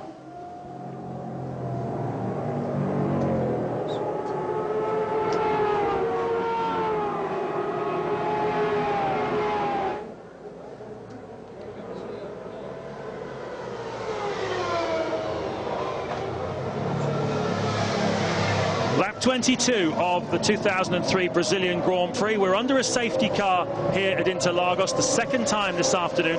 I told you this might be an afternoon to remember, didn't I? And I can tell you now that the safety car is coming in at the end of this lap, and we will be green flag racing again. Let me just tell you then the order at the start. Kimi Raikkonen, well, he's already taken a safety car restart as a race leader. He did it in Melbourne, and he did it impeccably. Coulthard second. Michael Schumacher, he's the danger man for McLaren now, in third. Before this safety car came out, Michael Schumacher was the fastest man on the racetrack without doubt. Cristiano D'Amata has not come into the pits like many cars have, and so he's up into fourth place in the Toyota. Rubens Barrichello is fifth, he's pitted. Montoya is sixth, he too has pitted. We're hearing from our F1 ITV pit crew that there was a bit of a mix-up at Renault, and Fernando Alonso initially went out on a set of slicks, did one lap and then had to come back in again for a set of wets. That has dropped him down into 16th place. Jenson Button, he's been in the pits as well. He's 10th with Mark Webber in the Jaguar just in front of him in 9th place. 4 cars have dropped out. Panis and Furman were involved in an incident just a moment ago, which is why we have this safety car. Furman's front suspension, that's him on the right, collapsed and he clouted the back of Panis, the man on the left car. Those two are both out. Wilson has stopped out on the track, and so has Nick Heidfeld. This is lap 22. Yes, and you correctly reported what it said on the computer here a while back, James, that Verstappen had stopped, but he hasn't. Verstappen was running absolutely fine, so I don't know how that one came up on the computer here, but he's in 11th place in the Minardi. Now, before we saw Rubens Barrichello make a mistake when he should drop the throttle and really push this field. Will Kimi Raikkonen make the same mistake? Look, he's seeing if they're all there. He's going to do it on the turn into Young Cow. Coulthard's ready for it. So's Michael Schumacher. Very, very experienced drivers, those two. The less experienced Raikkonen has got a good drive out of Young Cow and up the hill. He's done it again. A very nice restart from Kimi Raikkonen. D'Amata's done well also in the Toyota. He goes through the frame. Barrichello 5th. They're not allowed to overtake until they cross the start-finish line as they do now, and D'Amata attacking Barrichello. And look at this, who's this coming at the inside? Wow, was that Ralf Schumacher? Montoya it was. Montoya trying to have a go at Barrichello. He came from so far back. He did indeed, and Barrichello, I would imagine, had to just get out of the way then, otherwise he's going to be taken out. Montoya taking no prisoners whatsoever down into that first turn, and D'Amata coming under pressure in the sole remaining Toyota from the Ferrari of Rubens Barrichello. He moves up then to 4th place, and Barrichello's back in front of Montoya somehow. Wow, look at this. Montoya attacking D'Amata now into the long right-hander. They're side by side. Not traditionally regarded as an overtaking place here at Interlagos, which is one of the tracks on the Grand Prix calendar where it is relatively easy to pass, certainly into turn 1. Out the front, though, Kimi Raikkonen. I must remind you that he's not made a pit stop for fuel and tyres. Look at Michael Schumacher attacking David Coulthard. Both of these two guys have made pit stops, and they will be thinking now that the race really is between them, because Raikkonen's going to have to pit sometime in the not-too-distant future. Yes, Raikkonen's going to have to get on with it now, because the two guys behind him have a pit stop in their pocket over him. He hasn't stopped, so he will pull away from them because they're running a lot more fuel. Coulthard electing to run that wider line through Young Cow. He's still getting enough traction, but surely they looked like there was more grip on the inside there, certainly earlier in the Grand Prix, and good straight line speed for the Mercedes-Benz then of Coulthard, and he pulled away from Michael Schumacher. So McLaren 1-2, Ferrari 3-4. I don't really understand what happened to Montoya. Well, he's currently right behind Cristiano D'Amata in 6th place, D'Amata 5th. 7th is Pitsonia in the Jaguar, ahead of his teammate now, Mark Webber. Pitsonia has not pitted, though. Mark Webber has. So clearly in that little battle, Webber looking better than Pitsonia. Jenson Button is in 9th place. He's pitted. So is Ralf Schumacher, who's 10th. Verstappen is 11th. He has not pitted. Fisichella has, so has Villeneuve. Alonso, we heard about his mix-up. He's had to make 2 pit stops. And Trulli and Frentzen, the only runners still. 16 cars on this 24th lap of the Brazilian Grand Prix. Raikkonen then, obviously, he's been he's 23 laps into the Grand Prix. He's probably used the equivalent of about 17 or 18 laps worth of fuel under safety car conditions, but he surely is much lighter at the moment than 2nd and 3rd place man Michael Schumacher, and he somehow needs to make that count at this stage of the Grand Prix. Barrichello keeping a watching brief on this squabble for 2nd place.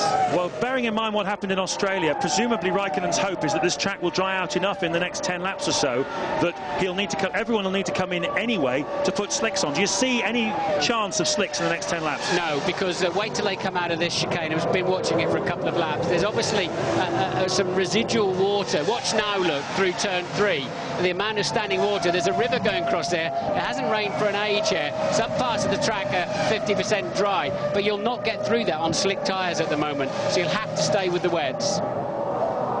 So we know that Coulthard and Michael Schumacher did put new tyres on as well, so they're not in danger of burning through the treaded part of their wet tyres. And big accident. Montoya and Pitsonia. It looks like Montoya on the left in the BMW Williams, Pitsonia on the right. Here's what happened, Martin. Yes, and got away from Pizzoni, aquaplaned, and I've got a feeling that Montoya's just going to have his own accident. No, he's already gone off. So Montoya, they both aquaplaned on the same. That's what I was just talking about in turn 3, and there's just new water coming from somewhere, James. Yep, there is. It must be coming out of some drainage hole or something somewhere. It's certainly a downhill section. The bit where we are at the moment on the pit straight is above that, and clearly water pouring out onto the track, and those two caught out by it. Well, the other drivers will be lucky in a way, because hopefully the teams are radioing them saying, mind turn 3, be careful in turn 3. But now, of course, there'll also be a lot of waved yellows. But if you back off with too much speed, you lose downforce, and you're more likely to aquaplane and join the party in the hedge. Well, Kimi Raikkonen is not getting away from his pursuers. Just 1.7 seconds now ahead of Coulthard, with Michael Schumacher right behind the Scotsman, and Rubens Barrichello in the second Ferrari also looking very strong. At the moment, you'd have to say there's not much to choose between the two types of tyre. The Bridgestone on the Ferrari is looking pretty good. So's the Michelin on the two McLarens. And Kimi Raikkonen will be ruining that decision not to come in for a pit stop when the safety car came out, because at the moment it looks as though it might be likely to cost him a race win here. The race, you have to say at the moment, is between Coulthard, Michael Schumacher and Barrichello, this second, third and fourth battle. 46 laps to go here. There's what tension. Unbelievable Grand Prix. Yes, there's a long way to go yet, James. I think there's mistakes to be made. There's still some strategy to play out. Pizzonia, he just went off and had his own accident, really, and just collected up the residue of Montoya's own accident. Of course, they tagged in the first. He's the man that he couldn't help it, knocked off Montoya's wing in that sort of multiple shunt in turn 2 in Malaysia 2 weeks ago. So Pizzonia, well, I don't think there's a lot he can do about it. The trouble is, you know, you go through a corner 24 times and it's okay. Go through the 25th and the water's a millimetre deeper. Your tyres can't quite cope with it, and as I say, you're turning in. It suddenly becomes a canoe. This is the battle then at the front. The top 4 in the order you can see. There's a superb scrap as well going on for 6th place between Mark Webber and Ralf Schumacher in the BMW Williams. Louise, what can you tell us? Drivers already probably having problems with standing water. I think they're about to get a bit more. There's the first Shimmy off. Schumacher's on. Michael Schumacher has crashed. Sorry, Louise, but as Martin spotted, Michael Schumacher's gone straight on in the same place as Pizzonia. Is it? Yes. Yes, there's where Montoya's car. That's Pissonia's car. Schumacher's made the same mistake. Yeah, they need to get out of there ASAP, because others can well go in there. Look, and Michael, that's what I was telling you about. It's fine one lap. The next lap is a fraction more water, and it's good night. Safety car is out again. They're having to get. They'll get in there and try somehow to clear some of that water, but that water's coming from another source. This gives Kimi Raikkonen a chance to make the pit stop he didn't do first time round, and exactly as you were saying just a moment ago, there's still a long way to go, still a lot of mistakes to happen, but this time it won't work out quite so well for Raikkonen. Hey, and did you see the caterpillar on the in the area as well, where Michael went into the tyre barrier just a little bit shy of a broken Jaguar and a caterpillar digger. This reminds me so much of '94 in Suzuka when we had the same thing, where I hit a Marshall and smashed his leg to pieces. The Marshalls are in there trying to clear the way for trying to clear the debris, but of course, you know, if one can spin off, 2 can, and now we've seen a 3rd go off on the same water. The safety car is going to pick them up after the critical corner, unfortunately, because that's where the pit exits. So let's hope they all make it through turn 3 while that caterpillar's on the track. Kimi Raikkonen is in the pits. The race leader has come into the pits, and that means that David Coulthard leads the Grand Prix. The field is streaming past us now. Raikkonen certainly lost quite a bit of track position here. Looks like De Mata's coming in also for Toyota. He was the other guy who didn't pit first time round. Well, we didn't see the nozzle go on, but it appeared a fine pit stop. 12.6 seconds worth of fuel. They've got a lot of fuel in that McLaren. Yep, I think he might have been fuel to the finish. It's the only thing he could really do, isn't it? Because Coulthard put in 6.7 seconds worth of fuel. Here's De Mata doing the same thing. They're fueling both of these cars to the finish, and so David Coulthard and Kimi Raikkonen are completely opposite strategies. And here's a man then, Martin, who has damaged his car in the first 3 Grand Prix of the season. He had not even been on the podium yet, and a crash for Michael Schumacher here. Yes, I mean, you can't point a finger at him or any of the others in there. You know, Montoya's had the same problem. they're on the wrong tyres if you've got a strange situation like that, because if you look around the rest of the track, it's absolutely fine. It's intermediate territory where they are now on the other parts of the racetrack. But for some strange reason, I mean, when it rained earlier on, James, you know, a couple of hours before the race, it was just unbelievable, wasn't it? The rain's bouncing about a metre off the road when it comes down, and somehow or other that water's beginning to re-find its way onto the racetrack as Michael Schumacher muddies a pair of his boots to get back to the pits. Just to clarify what I was saying a moment ago then about Coulthard and Raikkonen being on different strategies, we believe Coulthard will have to stop again definitely later in the race. He's leading at the moment, waiting to see when the cars come across the start-finish line exactly where Kimi Raikkonen fed back in. We haven't seen him come through that. There he is. He's behind the Jordan, and that means that he's around about 9th or 10th place. We'll wait and see in a moment.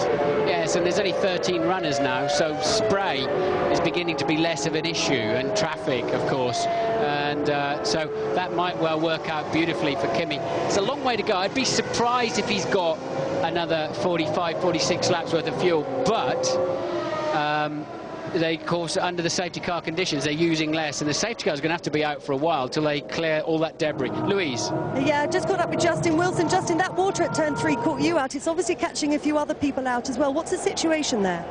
Well, there's a river that runs across the circuit. It's running down off the grass banking, and it's changing every lap, so it makes it very difficult to get round. Is it just a solid stream of water coming across? Yeah, pretty much. I mean, where it's positioned seems to be slightly different each lap, and sometimes it's the first river that's quite bad, and sometimes it's the second one, so that's what caught me up. Thanks, Justin.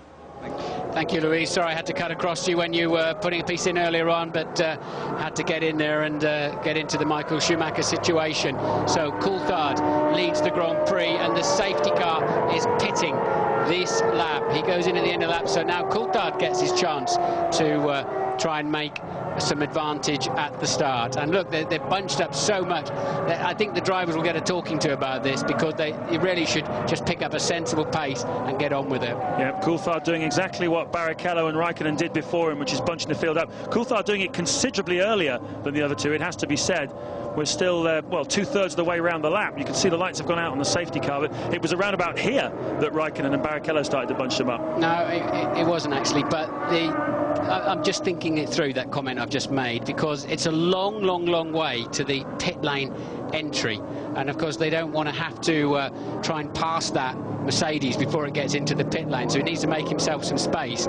But he's well, once again, I would reiterate that for me that's too slow. Coulthard gets on with it now.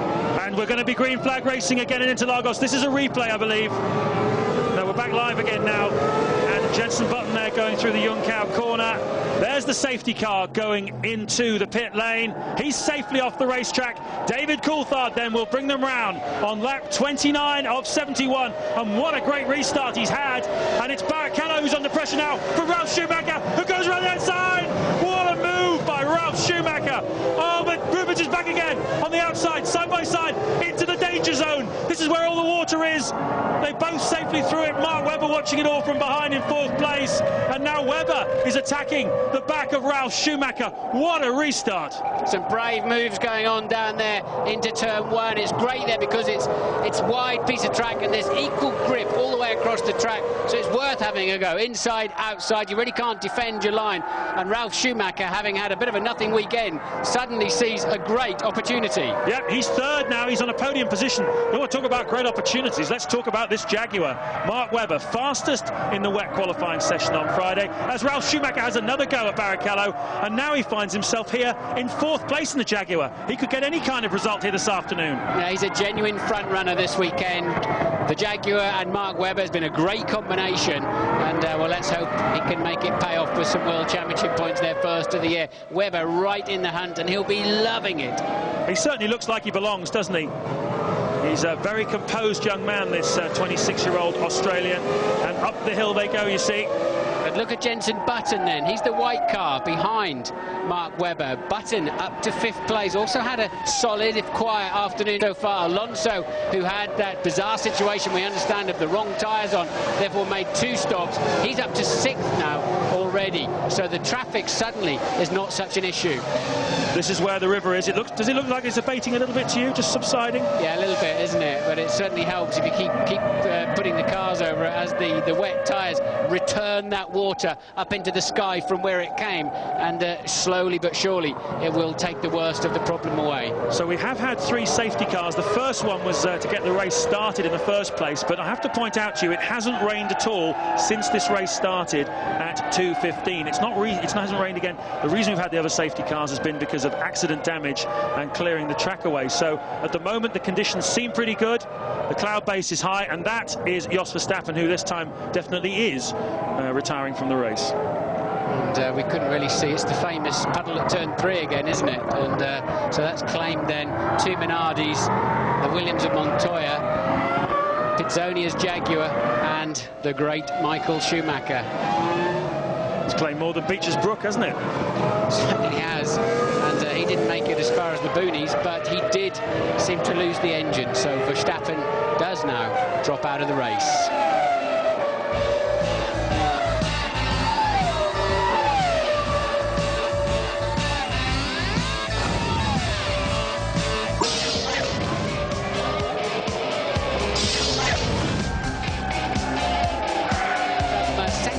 Slower than Coulthard and Barrichello, so at the moment Raikkonen with a bit of work to do. He's best part of how far behind the race leader is he? He's a full, it must be more than 7 seconds, maybe not, but the computer's showing him 7 seconds behind Coulthard. Yep, 7.6 it says on the computer, and if he's sitting there with enough fuel to go to the finish, and Coulthard, Barrichello, and we believe Ralf Schumacher and Mark Webber and Jenson Button in front of him all have to pit again, Kimi Raikkonen's not looking too shabby, even if at the moment with that heavy fuel load he's lapping, as you say, about a second off the pace of his teammate who's leading this Grand Prix on lap 32. 71 lap Grand Prix, I remind you, so we're approaching half distance. Wow. Feel like we've been working for hours, don't we? Yes, indeed. But it's amazing, isn't it? Both McLaren drivers could have won both of the first 2 Grand Prix of the season. What a turnaround from last year. Coulthard then, this, as I said, this is purely intermediate racetrack stuff until he gets here in the heart of turn 3, and the car just moving around a little bit. It just balances the throttle, just releases the grip on the steering wheel, and not put too much energy into the tyre, and hope and pray that you can get through it on that particular lap. Well, we haven't been able to see very much in-car footage today, presumably because the helicopter which relays the pictures has not really been able to fly. Oh, and that's Button. He was in a promising position, 5th he was, and he's gone off now. Is that the same place? Yep. He's gone off further round, though, and then he put some opposite lock in. That was a big accident. Safety cars on standby, but Button was further round turn 3, corrected the slide, and then unfortunately the front tyre did bite, and bang, straight to the scene of the accident. I'm pretty sure he'll be just fine, because the tyres did a good job of slowing him down. Safety car is out again for the 4th time this afternoon. And what's the value of the machinery sitting on the outside of turn 3 there? It's just broken bits of racing car. Ferraris, BMW Williams, a BAR now, a Jaguar. I tell you what, if moving it to 1 wet tyre was to save money, they've blown all that in the wall today. Absolutely right. I have a feeling we might see a little bit of a change to that regulation. Although how we'll achieve that change, that's quite a different matter. Jenson Button there looks pretty unhurt by his impact, but just blowing his cheeks out there. That was obviously quite a big hit for the British driver. That's the HANS device just sitting on top of his helmet as Pitsonia comes into the pits from, can't see where he was, 8th I think it was. Yeah, it's Webber, I beg your pardon. It's interesting that, James, because Jenson's car got up quite a bit later than the others. He was 2/3 the way round that corner. They were losing it in halfway round, and I just wonder if the water source is changing a bit there, because that was a different accident to all the others. It would be nice to have a camera down there actually to see exactly what's putting the water out onto the track. It must be some sort of pipe that feeds down. There's a lot of hospitality areas over there, huge tented village, lots of corporate guests overlooking that famous Senna S. It's a prime location for the corporate hospitality, and I just have a feeling there must be a drain pipe feeding out onto the racetrack, and that's what's catching everybody out. Maybe they're throwing the prawns and smoked salmon out there or something to get some entertainment, but plenty of entertainment so far in this Grand Prix. They are on lap 34. Coulthard leads behind the safety car.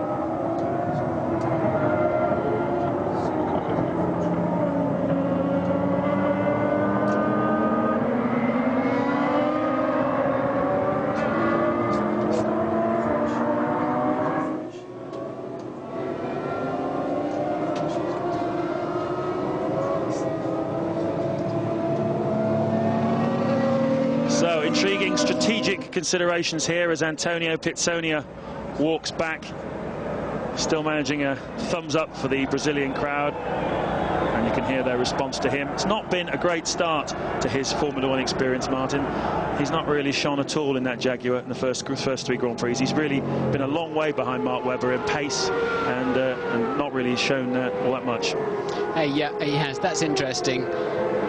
Coulthard, Barrichello and co were heading off to find a little bit of water down that pit straight, as are some of the others. So now, other than the main river in turn 3, now they're actually beginning to burn these tyres out, and that's a double problem for turn 3 then, because as soon as the rubber starts being burned down, worn away, they're even more prone to and that's Ralf Schumacher. That's a replay of an incident earlier in the race, and already then we're beginning to see problems in that corner. But of course, as soon as the tread starts wearing off, then they're going to aquaplane even faster.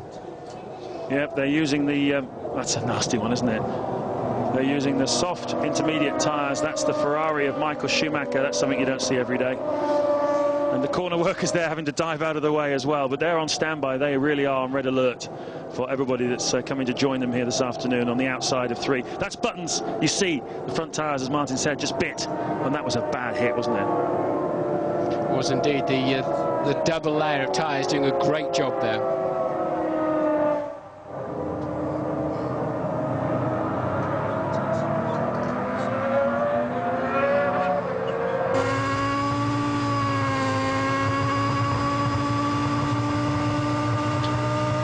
Lap 35 of this extraordinary 2003 Brazilian Grand Prix. We're on board with Rubens Barrichello. He's in second place. We're behind the safety car here for the 4th time this afternoon. It was raining very heavily at the start of the Grand Prix. It stopped. It hasn't rained again since, but there have been a number of incidents and accidents involving some pretty big names, including Michael Schumacher, Juan Montoya, Olivier Panis, and we are down to just 11 cars. Those are the cars you can see parked on the outside. It's all the trouble is on the outside of turn 3. It's a river that seems to be feeding water out, a drainage system across the track, and at various different points along the way it seems to be feeding it out at different places and at different flow rates, and everybody's been caught out. It'll be very interesting to hear the comments after the race here. Just 2 teams then that have both cars still in the race, and that is McLaren and Renault. Yeah, we've got a problem now, though. The track is really getting moderately dry in places. It's going to start wearing those tyres out very quickly as D'Amata, 11th place man, the only Toyota in the race at the moment, pits. But as they wear those tyres out, they're much more prone to aquaplaning in that turn 3. Safety car in this lap then. Yep, indeed. And D'Amata took a lot of fuel on last time, so this must be showing how the tyres are wearing down. Ted, are you down there? Yes, James, and this is where Rubens Barrichello is going to be on the move. With the exception of turn 3, of course, the track is drying, and this is where the Michelins give out, and the Ferraris Bridgestones come in. Back to you. Yep, D'Amata stalled it. D'Amata has stalled it, so that's a costly problem there for the Toyota driver. He's lost about 10 seconds. Ironically, I don't think it'll cost him anything, providing he catches the pack, and he knows that. That's why he's hustling it. Providing he catches the pack, which he will easily do before he gets before the safety car comes in at the end of this lap. But I don't think he'll lose anything in the end. But has Mark Webber made a very smart move? He's 10th at the moment, but he just pitted again, and we think he might put a lot of fuel in that car. Maybe Webber of the fast guys this afternoon. Maybe it's Webber that's now got the fastest car with the most fuel. Well, it's going to be very interesting to see how the relative performance of the 2 types of tyre works. Ferrari on the Bridgestone, and McLaren and Renault and Mark Webber on the Michelin. As the track dries out, which of the 2 tyres is going to be the best? Barrichello, they're just warming the brakes up, just blipping the throttle. And once again, as we've seen 3 times already this afternoon, and look at this, we're only at half distance, the field bunching up to let that safety car get away from it so they don't encounter it at that very, very high speed run across the start-finish line. The problem with Webber's strategy, as I said earlier on in the race, though, is the tyres will give up long before the fuel tank does, especially in these drying conditions. Coulthard then getting on with it earlier this time, and away they go up the hill. This, James, is a race of survival. Just 11 runners then, and we're just at half distance. And across the start-finish line we go. It's something a bit like the Grand National, this, isn't it, really? A tough race. Very difficult to say who's going to win it. It's really more about survival than anything else. It's not about outright performance, even though all of these guys are true thoroughbreds. Anyone that can keep a Grand Prix car on the island and out of the Armco barriers is a superstar here this afternoon. And look how close they are. We've got just 11 cars left in the field at half distance in Brazil. Coulthard leading Barrichello, Ralf Schumacher third, Alonso fourth. There you can see that Kimi Raikkonen now is coming up onto the back of Fernando Alonso in that Renault. Fisichella sixth. He's always a man for these dodgy seasons, isn't he? Very good on a slippery track. Jarno Trulli seventh, Frentzen eighth, Villeneuve ninth. Mark Webber, who's made that extra pit stop, that's dropped him down into 10th place. And the last runner on the road is Cristiano De Mata. Well, Coulthard's mostly seen the back of the safety car this afternoon since he took the lead of the Grand Prix, and he certainly appears to have the pace at the front of the Grand Prix, and they're just really squabbling big time behind him. Might only be 11 runners, but there's still plenty of action in the midfield. Alonso up into fourth, you can see him there, just behind Ralf Schumacher. Alonso then and Raikkonen, the two young men that were such stars in Malaysia, have kept their head, kept their cars in line so far this afternoon. Yes, it really has been a bit of a lottery, though. If it can catch out Michael Schumacher with just a river of water coming out of the couldn't catch anybody. Look at this, though. This is Raikkonen attacking Alonso. Side by side. Look how the car's bouncing as he tries to get the brakes on. And he's done it. A very clean move for position by Kimi Raikkonen. He's now up into fourth place. And he's got more fuel on board than the cars in front. Look how Ralf Schumacher is struggling to control that Williams. Raikkonen got a better drive through three. He's going to be able to take the BMW Williams. They almost touch as they go down the straight. Ralph's on the right. Kimi's on the left. Ralf keeps his foot in it. Kimi tries the outside line. Can he keep it round? Yes. What a move. What a driver this guy is. I mean, what can you say? He's only 23. He's won his first Grand Prix already, and he just doesn't fear anybody or anything. That was spectacular, and it's like, I don't care what you do, I'm going to go a little bit faster. You go inside if you want. You take the racing line. I'll take the outside line then. And Raikkonen then spectacularly taking the place from Ralf Schumacher, and immediately will start turning his attentions to Barrichello just up the road. What a massive hero. So, look at Alonso. He's on the back of Ralf Schumacher as well as they come down towards the Junção corner. About 65 miles an hour here in normal dry conditions, picking the throttle up then as they go up the hill. Earlier in the race, this was a few problems, people who were having problems with grip here, but at the moment it seems okay. And has Alonso managed to get enough grip?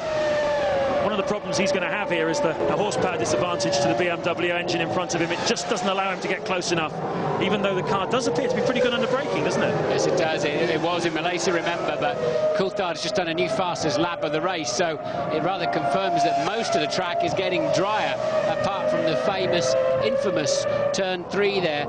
And Coulthard and Barrichello, pretty nip and tuck for lap time, just 0.6 of a second behind them. And surprisingly, they were a second faster than Raikkonen, although Raikkonen, that included Raikkonen overtaking Ralf Schumacher, of course.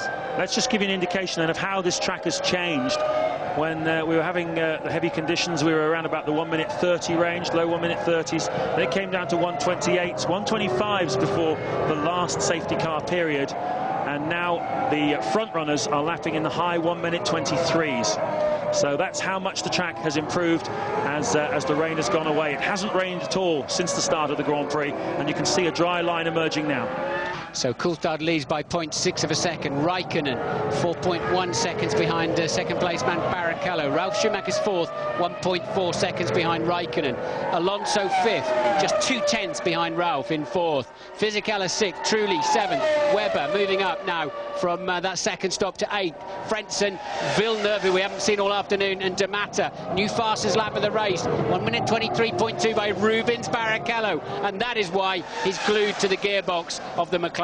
Almost a second faster then than he was the lap before. He's right up with Coulthard, who had not too shabby a lap himself, a 1:23.35. So the track getting faster and faster all the time. We're going to start to see the conditions changing here, and maybe, just maybe, we're not too far away from the need to switch to slick tyres. You can see there the track drying out. They can't. No way they can put slicks on. They'll never get around turn 3, James. They'll have to make a decision based on 20 metres of racetrack, because I mean, they're barely keeping it on the road with a treaded tyre, even if it's a shallow one. So the slick will just be straight off. They'll never build up or keep enough temperature to make it work. Certainly not at the moment. But you do sense there's slightly less water down there, but they'll be keeping a close eye on it. But right now, slicks would be crazy. Ted. Martin, I've come down to the inside of turn 3. What it is, I don't think you can see it on the camera angle that they're providing. It's a big amphitheatre of a semicircle of grass bank. That's on the outside of the corner. And there are 2 or 3 drainage ditches pouring the water under the Armco and onto the track. The problem is, where the rivers are coming onto the track, it's precisely the point at which the drivers are nailing the throttle to get good traction for the main straight. Thank you for that, Ted, and it's a long walk down there. Thank you too. Alonso has passed Ralf Schumacher while we were listening to Ted telling us what's happening down at turn 3. Alonso then up into 4th place. Coulthard, a new fastest lap of the race, 1:23.1, but he still is only 0.6 of a second ahead of Barrichello. Raikkonen falling back, 1.6 seconds a lap at the moment. So at this stage of the Grand Prix, Raikkonen not so happy. He did pit later than the 2 in front of him, so maybe he's carrying a bit more fuel, but certainly his car's not in the zone right now. No, he's in 3rd place, 7 seconds behind the race leader. Alonso is just 3 seconds behind him. Ralf Schumacher then has fallen behind Alonso into 5th place. Fisichella is just 3 seconds behind the 5th place man, Ralf Schumacher. There's going to be good points to be had for a number of these guys today. Trulli is 7th. He's had 2 points finishes already this season. Webber is 8th, the last man in the points, but he's definitely still a threat, having changed his pit strategy. It's going to be very interesting to see how it shakes out for him. Frentzen 9th, 10th Villeneuve. Look, that's a replay of Alonso and Ralf Schumacher.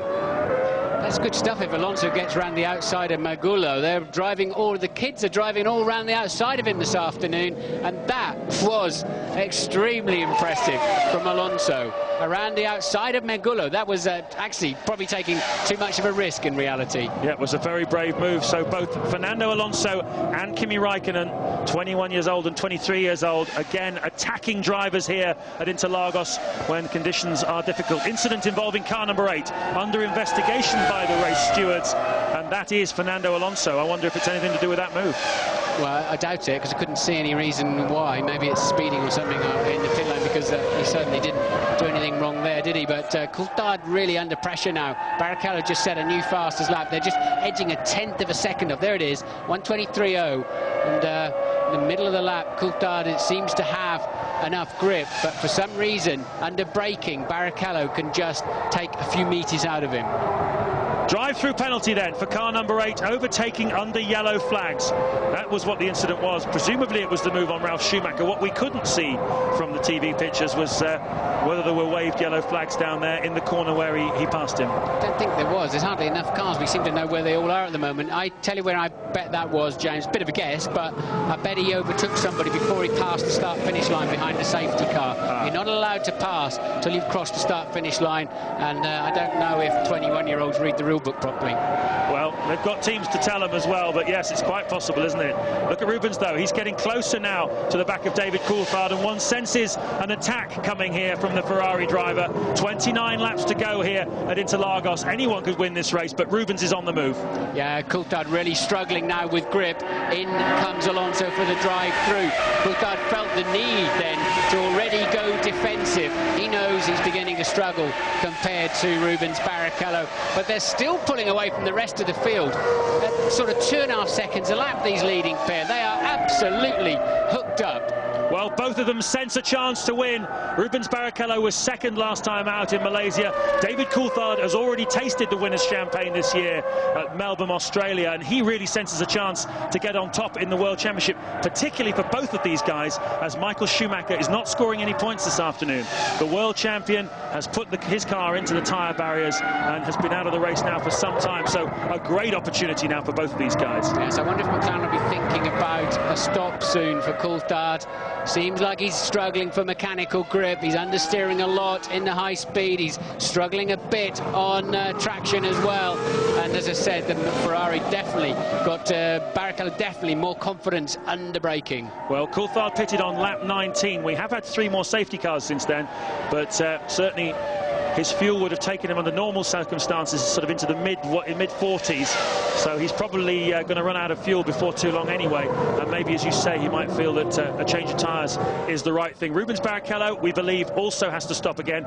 We think that Kimi Raikkonen might not have to, certainly the way the safety cars have played into his hands. Fuel-wise, he may well be okay. It's really a question of the tyres. Will they last?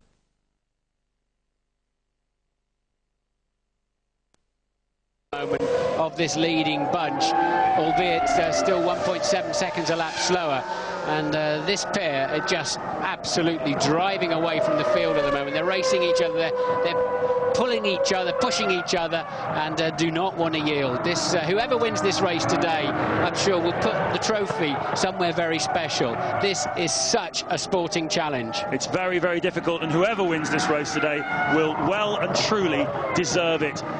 It's been a chaotic race, no question about it. Oh, that's Webber. He spun it. Same place as everyone else. Can he rescue? Yes, he can. Well, he's done something no one else managed to do, and he's still in the Grand Prix. Save of the day, then, for Mark Webber.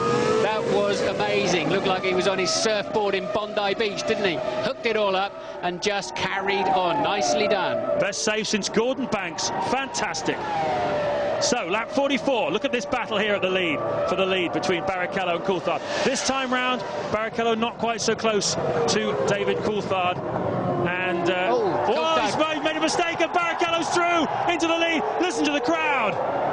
Fantastic, fantastic performance. Looks to me like there's more water coming out on that track as well, down there outside of turn 3.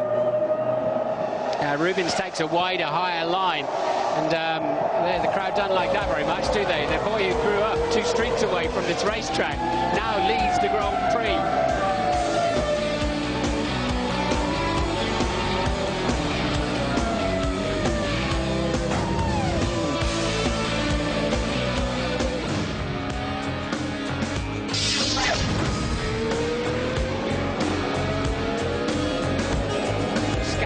With a stunning middle sector, much faster than anybody else has been all day. Crosses the line in the lead of the Grand Prix. Barrichello has been released and is off. Indeed he is, and already half a second faster than he was on the lap before. He's being lifted by the crowd. He feels their support. He wants to win here more badly than he's ever wanted anything else in his life, probably. And if he can just keep it going, this is lap 46 of 71. What a hero he's going to be in Sao Paulo, Brazil. So he was some 2.5 seconds quicker than Coulthard on that lap. We saw, of course, Coulthard running wide, losing time, so that accounts for some of it. But right now, those Bridgestone Inters are just working beautifully for Rubens Barrichello. And look at that virtually dry line there, James, through Ferradura. Yes, it's interesting to look down on the timesheets here. Giancarlo Fisichella, a man to keep an eye out for. He's the highest-placed Bridgestone runner after Barrichello. The guys between them are all on Michelin's, and Fisichella is lapping in the 124s. He's a good bit off the pace of Barrichello, but he's faster than all the guys in front of him. He's faster than Ralf Schumacher, Kimi Raikkonen and David Coulthard at this stage in the race. So perhaps you should just explain to us, Martin, the whole concept of a drying line and what this is doing, why this tyre is working better on the Ferrari than it is on the Michelin's. Well, the construction of the tyre is one thing, and the compound, the rubber compound's another. And Bridgestone and Michelin are virtually diametrically opposed as to how they go about their Grand Prix racing tyre. And we saw in wetter conditions, Michelin definitely had an edge. But right now, the rubber, the tread on those Bridgestones are definitely hanging on better. He's 1.9 quicker than Coulthard, who's a 1.6 quicker than anybody else. Barrichello flying off into the distance now, and you can't do that unless the car's underneath you and the tyre's working. And the drying line appearing, you're looking for it all the time, obviously trying to stay on the dry stuff as much as possible, but do you not have to keep these things quite cool as well? Yeah. Oh, he's slowing, is he? Yes, he is. He's slowing, Rubens Barrichello. I don't believe it. He's retired here 8 years in a row. He was leading here last year and this happened. Coulthard goes past him. Raikkonen goes past him. Ralf Schumacher goes past him. And you hear that thump. That's thousands of hearts in Sao Paulo in the grandstands hitting the floor. Rubinho is out of the race. Oh, my goodness. No. Nobody can be that unlucky. Both Ferraris out of the race, and no one could or should be that unlucky. What can you say? That's the 9th straight year he's retired here, and he had it won. Yeah, And if I was him, I'd get out of there. It seems to be safer on the racetrack today than on the grass. The number of cars have been flying across the grass. And Rubens Barrichello, well, you can't say anything. There's nothing to be said. The guy is driving beautifully. He had the car where he needed it, scampering off into the distance, and it just evaporates. Well, you have to go back some way for the last time that a Ferrari didn't finish the Grand Prix. But lap 48, David Coulthard now will be feeling relatively comfortable, I would think. Kimi Raikkonen is his nearest challenger, and he's a full 15 seconds behind. Yeah, but he's way quicker than the rest of the field still, and it's this 38 minutes of this race remaining, James, with, what, 24 laps, so it's going to be nip and tuck, isn't it, of whether it runs out of time or runs out of laps. Yes, that's certainly going to be an issue, no question about that. Coulthard, too, is going to have to make a pit stop before too long. He put in 6.7 seconds worth of fuel on lap 19. We've had a couple of safety cars, and, well, if a picture could paint 1,000 words, then what would Rubinho be saying? No one dares approach him. He's such a nice bloke as well. He's such a genuine, proper bloke that, you know, he just... the emotions must be going through his head now, and what have I got to do? What have I done wrong? Who have I upset in another life?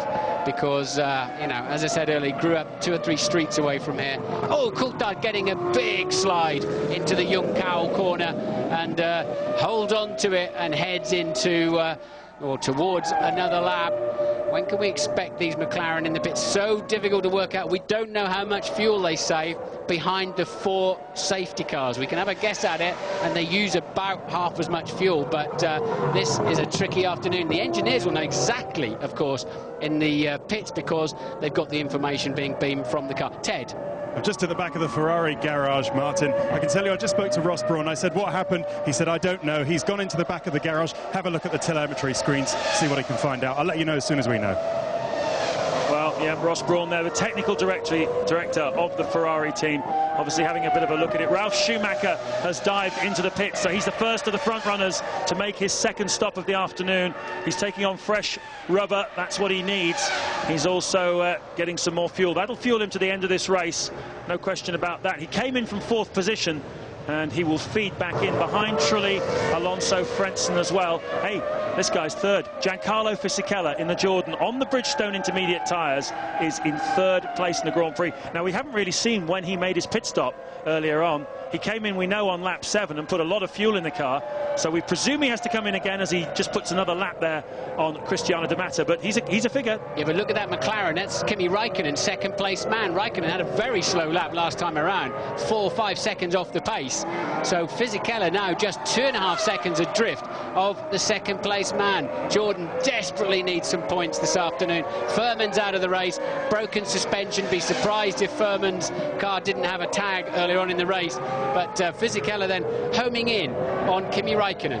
Yeah, Jordan yet to get off the mark this season on the points table, so this would be a great result for them if Fisichella could get himself up onto the podium. His 3rd place would be great. 2nd, well, what a reward that would be. New point system this year, 8 points for 2nd place, 6 for 3rd. Hey, look out the window, James. The crowd are leaving. Some of the crowd are leaving. Their man is out of the Grand Prix. And how many Brazilians we got left in it at the moment? Pizzonia's in the wall. Di Matta's still running in 10th place, but a lap adrift. And so their main man, Barrichello, out of the race, and they're going home. A few of them, but they're going home.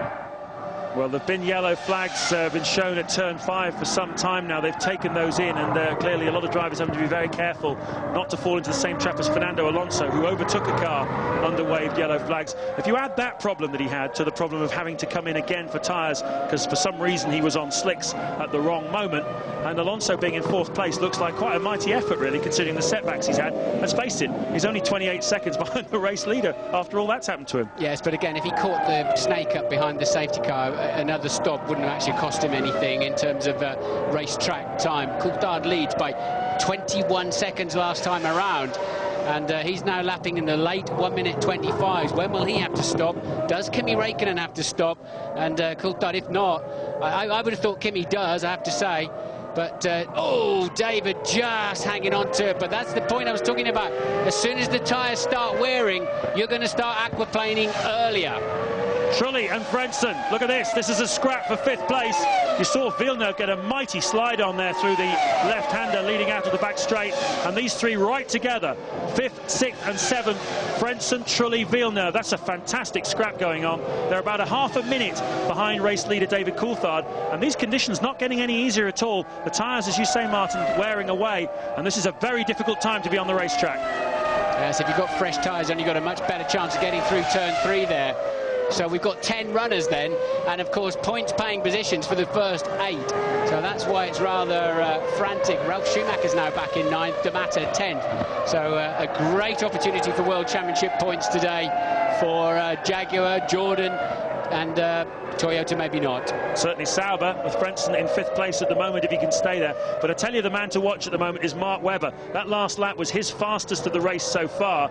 The fuel load that he put on is starting to wear off, and his performance already this weekend has been fantastic. He's trying to catch these guys. Look at Villeneuve sliding the car everywhere as D'Amato gets out of the way for these guys, and Villeneuve's trying pretty hard as well. But Webber is trying to catch onto the tail of this scrap.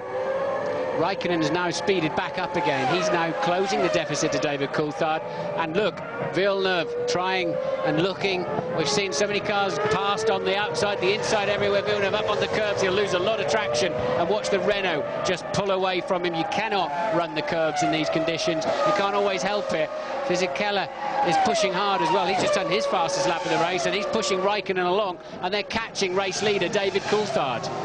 Meanwhile, Mark Webber took 2.5 seconds out of that bunch on that lap, so he is closing right in. There he is at the top of your screens. He's just going to dispatch Cristiano D'Amato, the back marker. He'll get out of his way, and then Webber will be joining that scrap too. It'll be a 4-way battle for 5th place. So, on lap 52, McLaren are getting ready then for a pit stop. We presume it's going to be for David Coulthard. Certainly fuel-wise, he's ready for it, and tyre-wise, he's desperate for it. Yes, I think Coulthard's going to have to go and take this race today. Although he's got an 18.4 second lead, we've seen him really struggling with grip for probably 10 laps now. They want, we've got 20 laps to go, 19 at the end of this lap. The race leader, we're pretty sure, is going to pit, and indeed he does. Look at the water standing in the entry of the pit lane.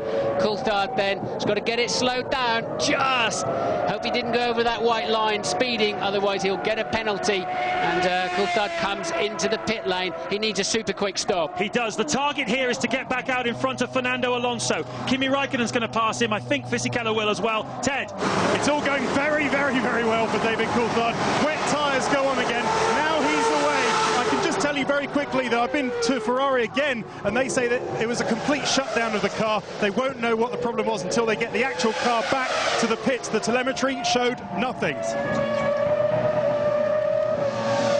Fisichella then, look, he's now up into 2nd place behind Raikkonen. Just the small, it was 0.8 of a second as they passed the start-finish line. And there comes Coulthard out behind Alonso. So he is 4th, but he's got the fresh tyres and he's got enough fuel to get to the end. Yeah, we think Raikkonen also has enough fuel to get to the end. We don't know about Fisichella, but I think he must have to stop again. Alonso's been into the pits more times than most of the mechanics this weekend. He's made 3 stops. One presumes he doesn't have to refuel again. And that's bad news, really, then, for David Coulthard to feed in behind Alonso. It's just what he didn't want. I think he'll be able to pass him down the straight because he's got more straight line speed in the McLaren than the Renault appears so far through the weekend. But Fisichella's about to lead a Grand Prix in a Jordan. He did do that, of course, Nürburgring 97 when it was Fisichella, Ralf Schumacher working with Jordan, but really right up there. And we know that at this sector of the race, those Bridgestones, which Fisichella's on, have been working very nicely. Frentzen's proving that in 5th place. He's just done the fastest first sector of anybody through the entire 52 laps. Well, Renault are already out there in the pit lane for one of their 2 cars, both of them still running. Jarno Trulli is the other man. Look at the pressure he's coming under, though, from Jacques Villeneuve. So will it be Trulli that makes the pit stop? And does Villeneuve need to attack him if that's the case? Let's see. Yes, it is Trulli that comes into the pits. That's good news for Villeneuve. He's up to 6th now. So the order on lap 54. Raikkonen, Fisichella, Alonso, Coulthard, Frentzen just set the fastest first sector of the race so far. The track is definitely getting faster. Villeneuve 6, Webber 7, Trulli now down to 8th as he makes his pit stop. So Coulthard Start's going to come under pressure from resurgent Frentzen. They're 4th and 5th at the moment. Villeneuve does the fastest first sector of the race. That water then, that's in the first sector in turn 3, surely clearing away a little bit now. But Raikkonen's gone a long way on these tyres. He stopped back on lap 27, did Kimi Raikkonen. So those tyres are going to be getting pretty second-hand by now. Yeah, and Fisichella's tyres have done a fair bit of work as well. Here we go, Fisichella takes the lead. What a move. What happened to Raikkonen? He just got the same with Coulthard earlier on. He just got a terminal understeer, and I'm sure they're burning out those front Michelins, and Fisichella leads the Grand Prix. Raikkonen will surely have to stop for some tyres. Well, yes, and in he comes. Is he coming in? No, he's not. It's very deceptive, that pit lane entry line. So here we see again what happened to Kimi Raikkonen. Just got a twitch on, you see. Yeah, got a twitch on, steered out of it. Actually, I was wrong. It wasn't understeer. It was actually a little bit of oversteer just on that nasty bump into Mergullo. It looked like understeer on the exit, but actually it was just him having to steer into the slide. So if you wanted proof that the Bridgestone is the tyre to be on right now, take a look at Jacques Villeneuve in 6th place. He's just done the fastest first sector of the race so far. His best lap of the race so far in a 1:22.7. He's beginning to come into frame, and that's a big shunt for Mark Webber. It looks like he's okay, though, but he's taken half the car off. Is that in the pit straight? It is in the pit straight, and it will be an enormous accident then, because that's something like 150 miles an hour. It's the back end of the Jaguar has got away from him. Safety car out, of course, and this will play into the hands of anybody who's yet to stop for fuel, because there's so much debris. Raikkonen comes in the pits. Yep, Raikkonen's going to change those tyres. We don't know whether he needed to take fuel, but certainly he... yep, Fisichella coming in as well, the race leader for Jordan. Looks like the Jordan team are beginning... Well, I haven't seen actually the Jordan team getting ready out there. Not sure that's the case, but certainly McLaren are ready for Raikkonen. That was a nasty shunt, wasn't it? So who's going to lead this Grand Prix then? Fisichella and Raikkonen, we think, are stopping. They've got to find their way through this mess somehow. There's the race leader, and there's Mark Webber, who's done such a great job this weekend. Back end of the car getting away from him. I don't really understand why at this stage of the Grand Prix, in torrential rain or a lot of water standing... Oh! And we've got another car Alonso. Off. We think Alonso's come round and probably found... Race stopped. Red flag, race has stopped. Alonso, he's obviously come through there and either lost the car in the same place or suddenly realised there was a big incident and hit the brakes. And I believe we're past three-quarter race distance, lap 55, in which case we may well be declaring a result here. We need to calculate that for you. But and it'll go back. Yes, it'll go back certainly. 1 lap. So Martin, I have to interrupt you because the Jordan team are bouncing up and down in the pit lane. We're looking at the images there of that incident of Alonso. Debris all over the track. As far as the Jordan team are concerned, this race is over and they have won it. Now the result is calculated, Martin. There's Alonso, you can see, just been winded in that incident at the least, hasn't he? It was a horrible accident. He came through the corner and found all the debris on the racetrack. I'm surprised that he didn't see some yellow flags or something. Surprised the team maybe hadn't radioed him and just had to avoid it and went into a very nasty accident. He's limping away, and that's super high-speed stuff and nowhere to go up there.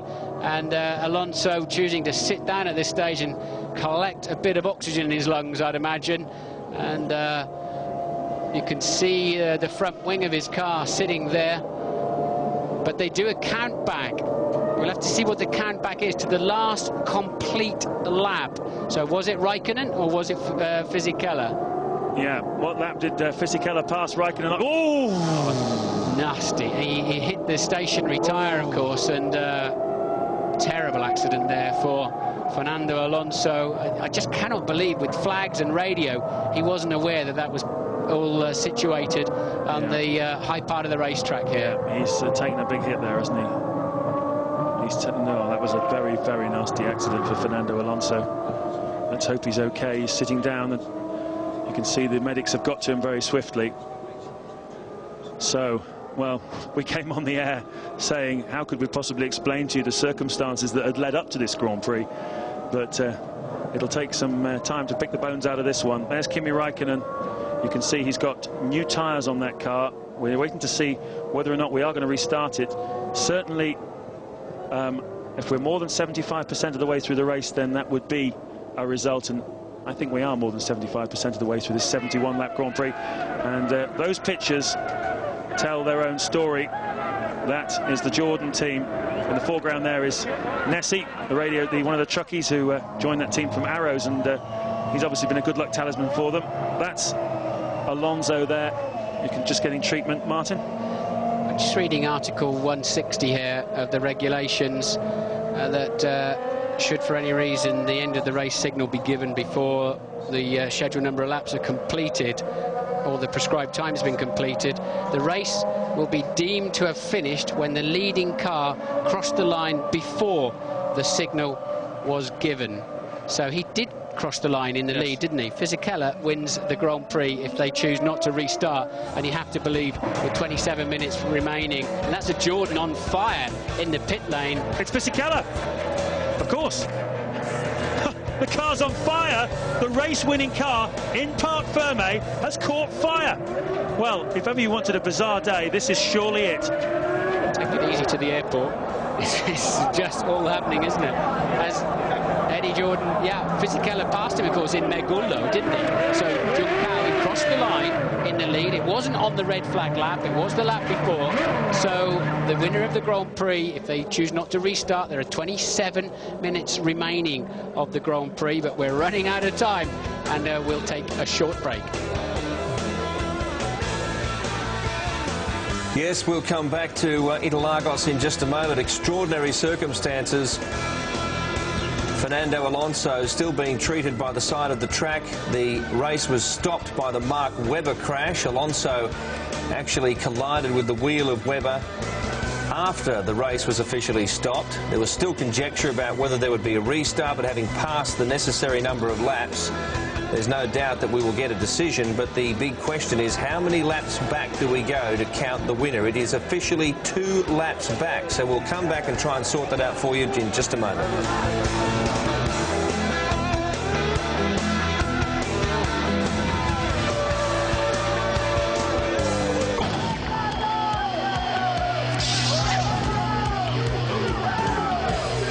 Back to Interlagos, and as I said before the break, it looks as though Jordan is jumping the gun, and they're not the only ones.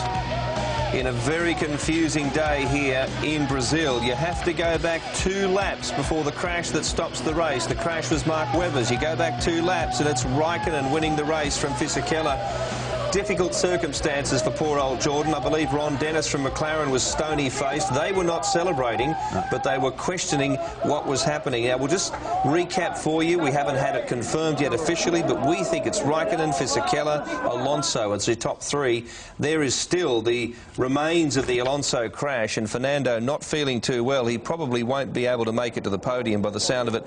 Coulthard, Frentzen, Villeneuve, this is outside the top 3. Mark Webber will, in fact, take championship points for the first time for Jaguar if what we're saying is actually true, and I'm pretty sure it will be, truly in 8th place. An extraordinary day. The man who's on the podium will not be able to make it for the celebrations, and unfortunately the 2 guys ahead of him, Neil, are going to be one disappointed and one quite surprised. Well, Alonso limped out of the car, but when you look at the velocity with which he hit that barrier, that was just a frightening accident, and I'm surprised and very happy that in fact he has got out of the car. And I mean, obviously he has some sort of an injury, but he's largely okay.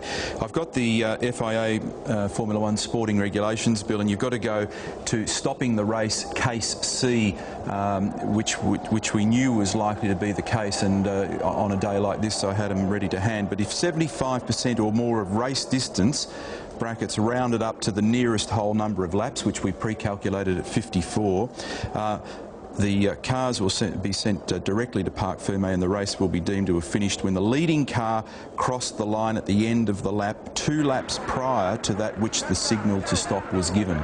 So the bottom line there is that you go back 2 laps and determine the order from that point, and this is where Jordan and this man, Giancarlo Fisichella, have just done their maths a little incorrectly in celebrating a victory, which I don't believe is going to be the case. It's, of course, in a way sad, because it would have been only Jordan's 4th Grand Prix victory, and we would have been spruiking about Fisichella's maiden victory and all sorts of other things. But having said that, he's going to finish 2nd, and that's pretty handsome in Jordan's 200th Grand Prix, as Frentzen moves to the back of the garage, having finished what we believe to be in 5th position if you go back 2 laps prior to the red flag signal being given. But both those incidents involving Webber and Alonso, really frightening incidents. And I mean, what's going to happen here, Bill, when all the the mud and dust settles from this whole exercise is that everybody's going to look very carefully at this one wet tyre regulation where both Michelin and Bridgestone are forced to bring just one type of wet in order to save time and money. I don't think that's going to work in certain circumstances, and today you could see that when they knocked the square edge off the wet tyre, it started to round and became a worn wet weather tyre, and really it's an intermediate. We should keep emphasising that it's really an intermediate wet weather tyre, not a full deep wet. Then the cars became very dangerous, and normally you know, you would be able to maintain control, but when the tyre wore down so badly, people were going off at turn 3 everywhere. Now, what are we seeing here, Neil? Are we seeing some realisation from Jordan that maybe they haven't won? Eddie's gesturing there. Is he saying 1 or 2 with his fingers? Fisichella looks like he's just been given some information, so it looks like they've looked up at the podium or the scoreboard or some sort of information there now. Eddie Jordan is saying, are we second? Have we not won the race? Of course, the mobile phone's running hot. Coulthard is obviously keen to see what's happening here because it's a remarkable turnaround for the team, not necessarily for him. He would take 4th position, but... And he'd be pretty stiff because he was just looking pretty good there and then took that stop and... but you just can't forecast these circumstances. What about the amount of damage on the front of that car? What about the amount of damage on those cars that were parked on the other side? There was a graveyard almost of Formula 1 cars on the exit of turn 3. An extraordinary cost attached to all this today. And again, one of the reasons why on April the 20th, when they reconvene this meeting for the discussion regarding the rules, they need to think carefully about the wet weather tyre rules going forward for the rest of the year, because that's too much damage, too much carnage, too much of an unpredictable result. You have to wonder when Mark Webber is going to turn this very encouraging and impressive speed into a bit of luck. Hasn't he done a fantastic job all weekend? I mean, fastest in the wet on Friday, qualified 3rd in the dry, had great poise throughout the race. It was interesting to look at the performance of both brands of tyre through the race. Initially, Bill, the Michelin looked very good in the heavy wet conditions at the start. As it started to just dry off fractionally, the Bridgestone started to come back, but it's a real tyre battle this year between both brands. But Webber's done a terrific job. I don't know, as Martin said there in the commentary a moment ago, hard to work out precisely what's happened and why he threw it away at that point on the circuit, but I suspect it's just the fact that the tyres are going away, because some parts of the track had a distinctive dry line and wet weather tyres don't cope with that, but other parts where there was running water, you still obviously needed a groove tyre. You notice that some of the drivers, in particular Coulthard, before he took that stop, was searching for wet parts of the track to cool out the tyres and try and protect the square edge on the wet. Look at the faces on the Jordan crew now, considerably different to what we saw a few moments ago, and I feel for them. A very, very difficult day all round. I mean, you would have to be extremely happy to get on the podium today, but to have what looked like a certain victory taken away, and we'll find out in just a moment. Remember, in Melbourne, the drivers hurried up to the podium. Yes, there it is. Kimi Raikkonen is the winner, and disappointment all round for Jordan. But nevertheless, as you say, Neil, I mean, when they can look back on this result, it's still an outstanding performance. And on a day when it was very difficult to just stay in the race for so many drivers. And, well, there'll be a lot said about Schumacher's performance as well. This is giving them a big start in 2003. He did manage to salvage some points, even though he didn't get on the podium in the first 2 races, but this is a hefty loss of points. People like Michael Schumacher, Rubens Barrichello, Juan Pablo Montoya, disastrous day, and now starting to be a real problem for them in their championship chase for points, and in particular for Michael.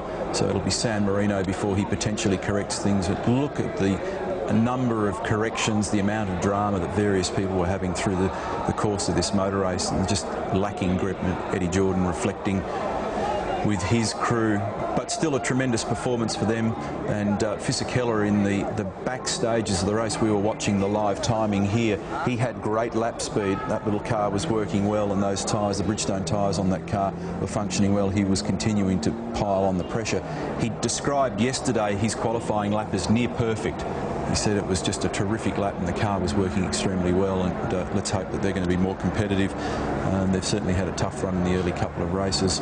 I wonder how Raikkonen feels about the situation now. Alan Moffat said to me late last year when we were talking generally about motorsport and careers, he said once you win that first race, suddenly things can really escalate for you, and it certainly has for Raikkonen. Now it's become 2 races and who knows how many in the future. Fisichella second, a remarkable day though, a long Alonso on the podium. Coulthard, good result for McLaren in terms of the Constructors' Championship. Frentzen in 5th is not a bad result either for Sauber. And Villeneuve, well, he went missing a bit for most of this race, but managed to salvage some points for BAR, and that's encouraging after Button's very nasty exit, and Webber in the points as well. But look who's not in the points. A few Bridgestones there in that mix, but some big names too. And a great start to the championship for McLaren with 3 wins from 3 races, so good news for them, as you pointed out, in the Constructors' Championship, and Raikkonen now having grabbed 2 wins. We'll go to the podium with the anthems.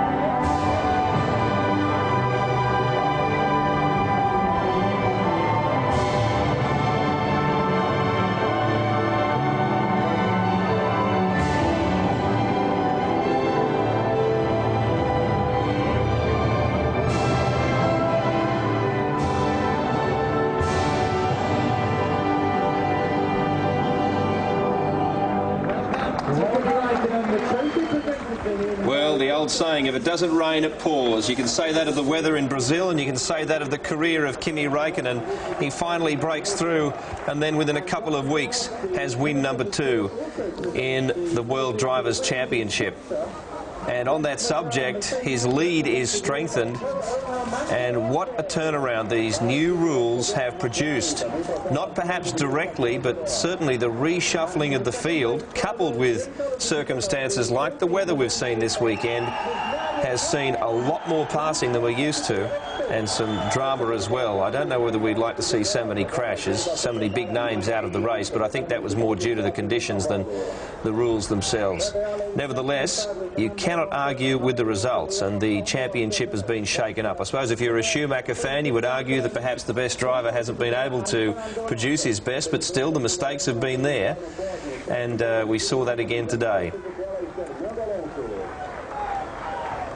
And the reason, of course, that you don't see a third driver on that podium, if you've just joined us or you fell asleep, Fernando Alonso was injured in that last crash.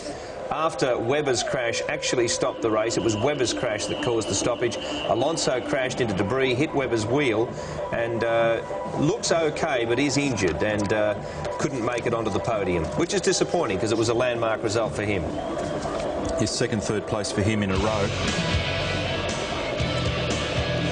After that pole in Sepang, extraordinary situation here in Brazil, and as if we didn't have enough to talk about, this championship is even more alive. We'll take a break.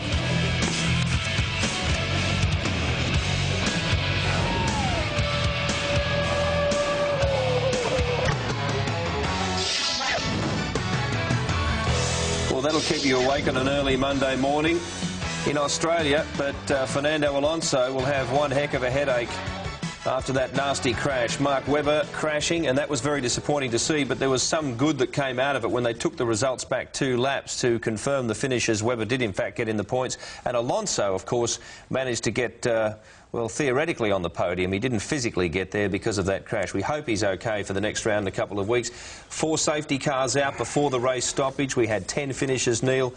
An unbelievable day. Extraordinary pictures, really, to see so much carnage, but it was predicted. People were talking about it. The drivers had a very passionate drivers meeting prior to the race where there was some very serious views expressed about their dissatisfaction with the one wet tyre rule, and it really came into being in the race, didn't it? You know, we've seen people that aren't normally accustomed to making big mistakes, making huge blues.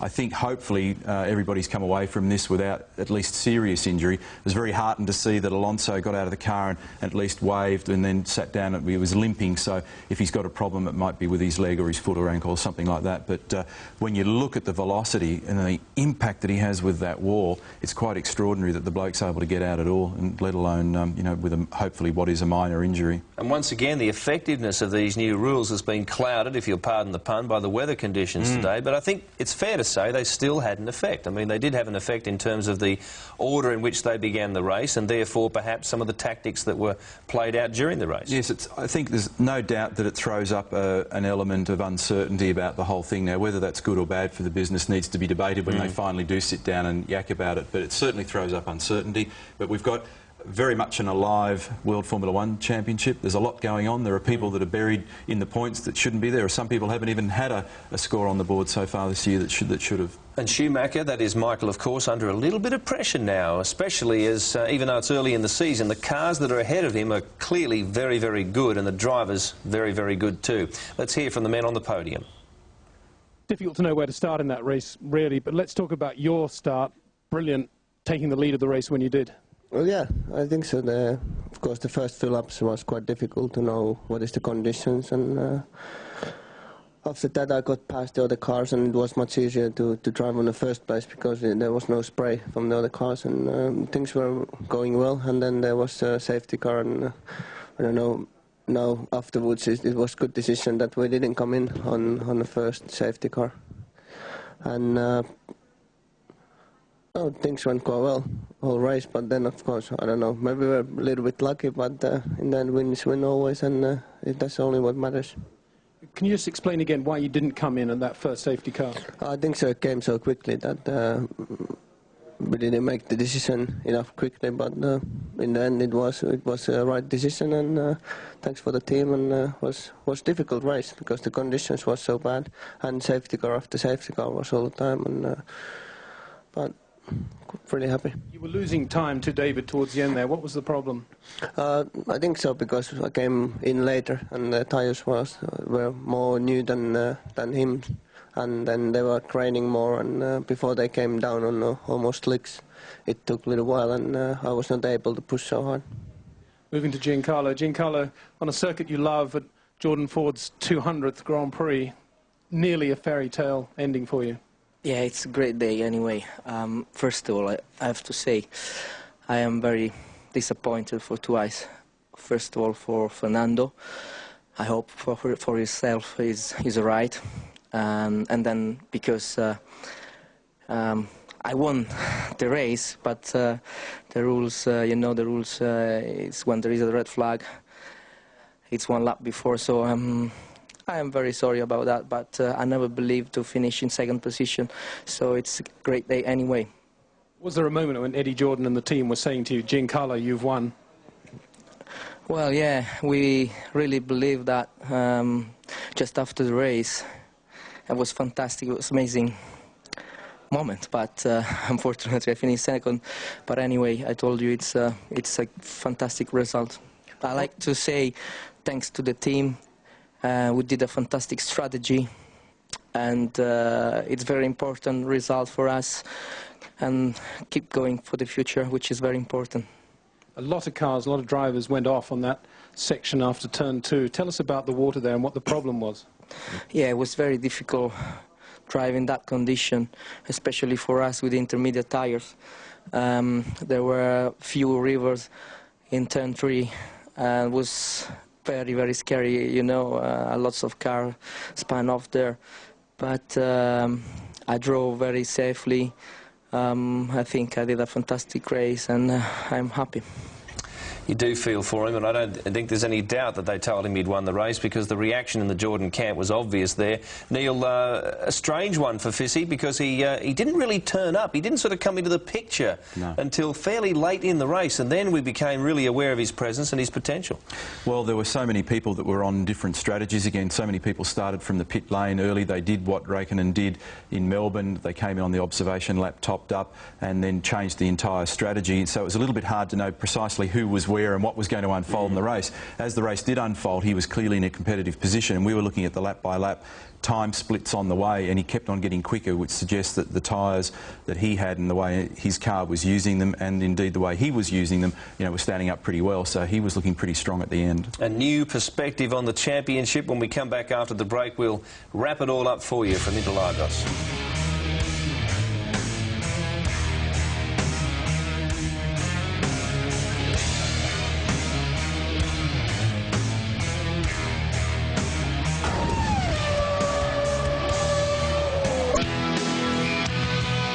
Bigger championship lead for Kimi Raikkonen, and a fairly lonely celebration with Fisichella up there, and a nice gesture from Giancarlo to inquire about the health of Fernando Alonso, and we side with him on that one. We hope he's okay.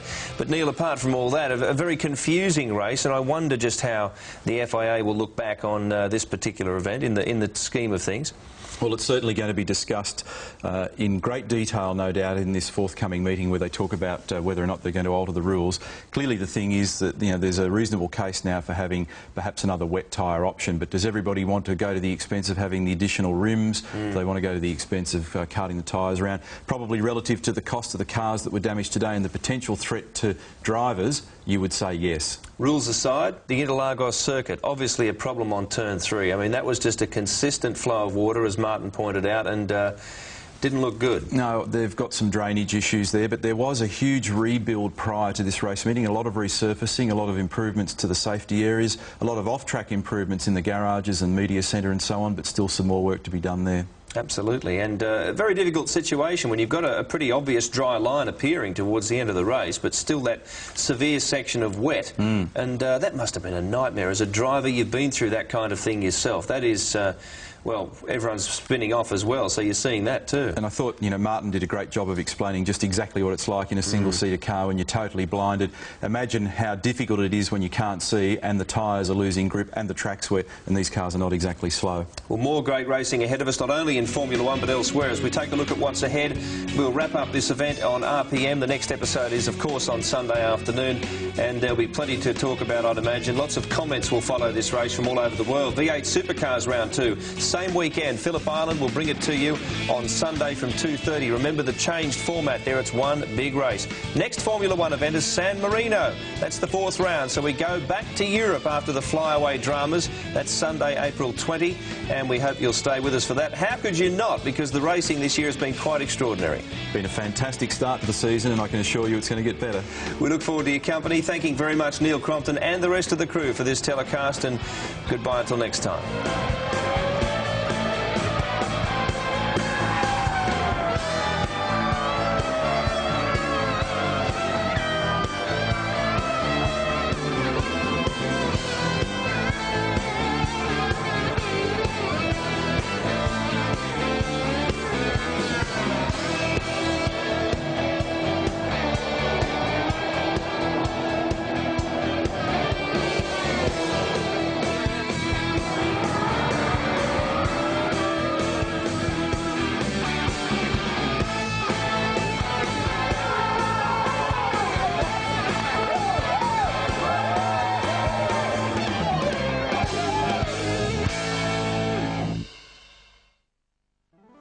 This program proudly brought to you by Vodafone, proud sponsors of the Scuderia Ferrari Formula 1 team.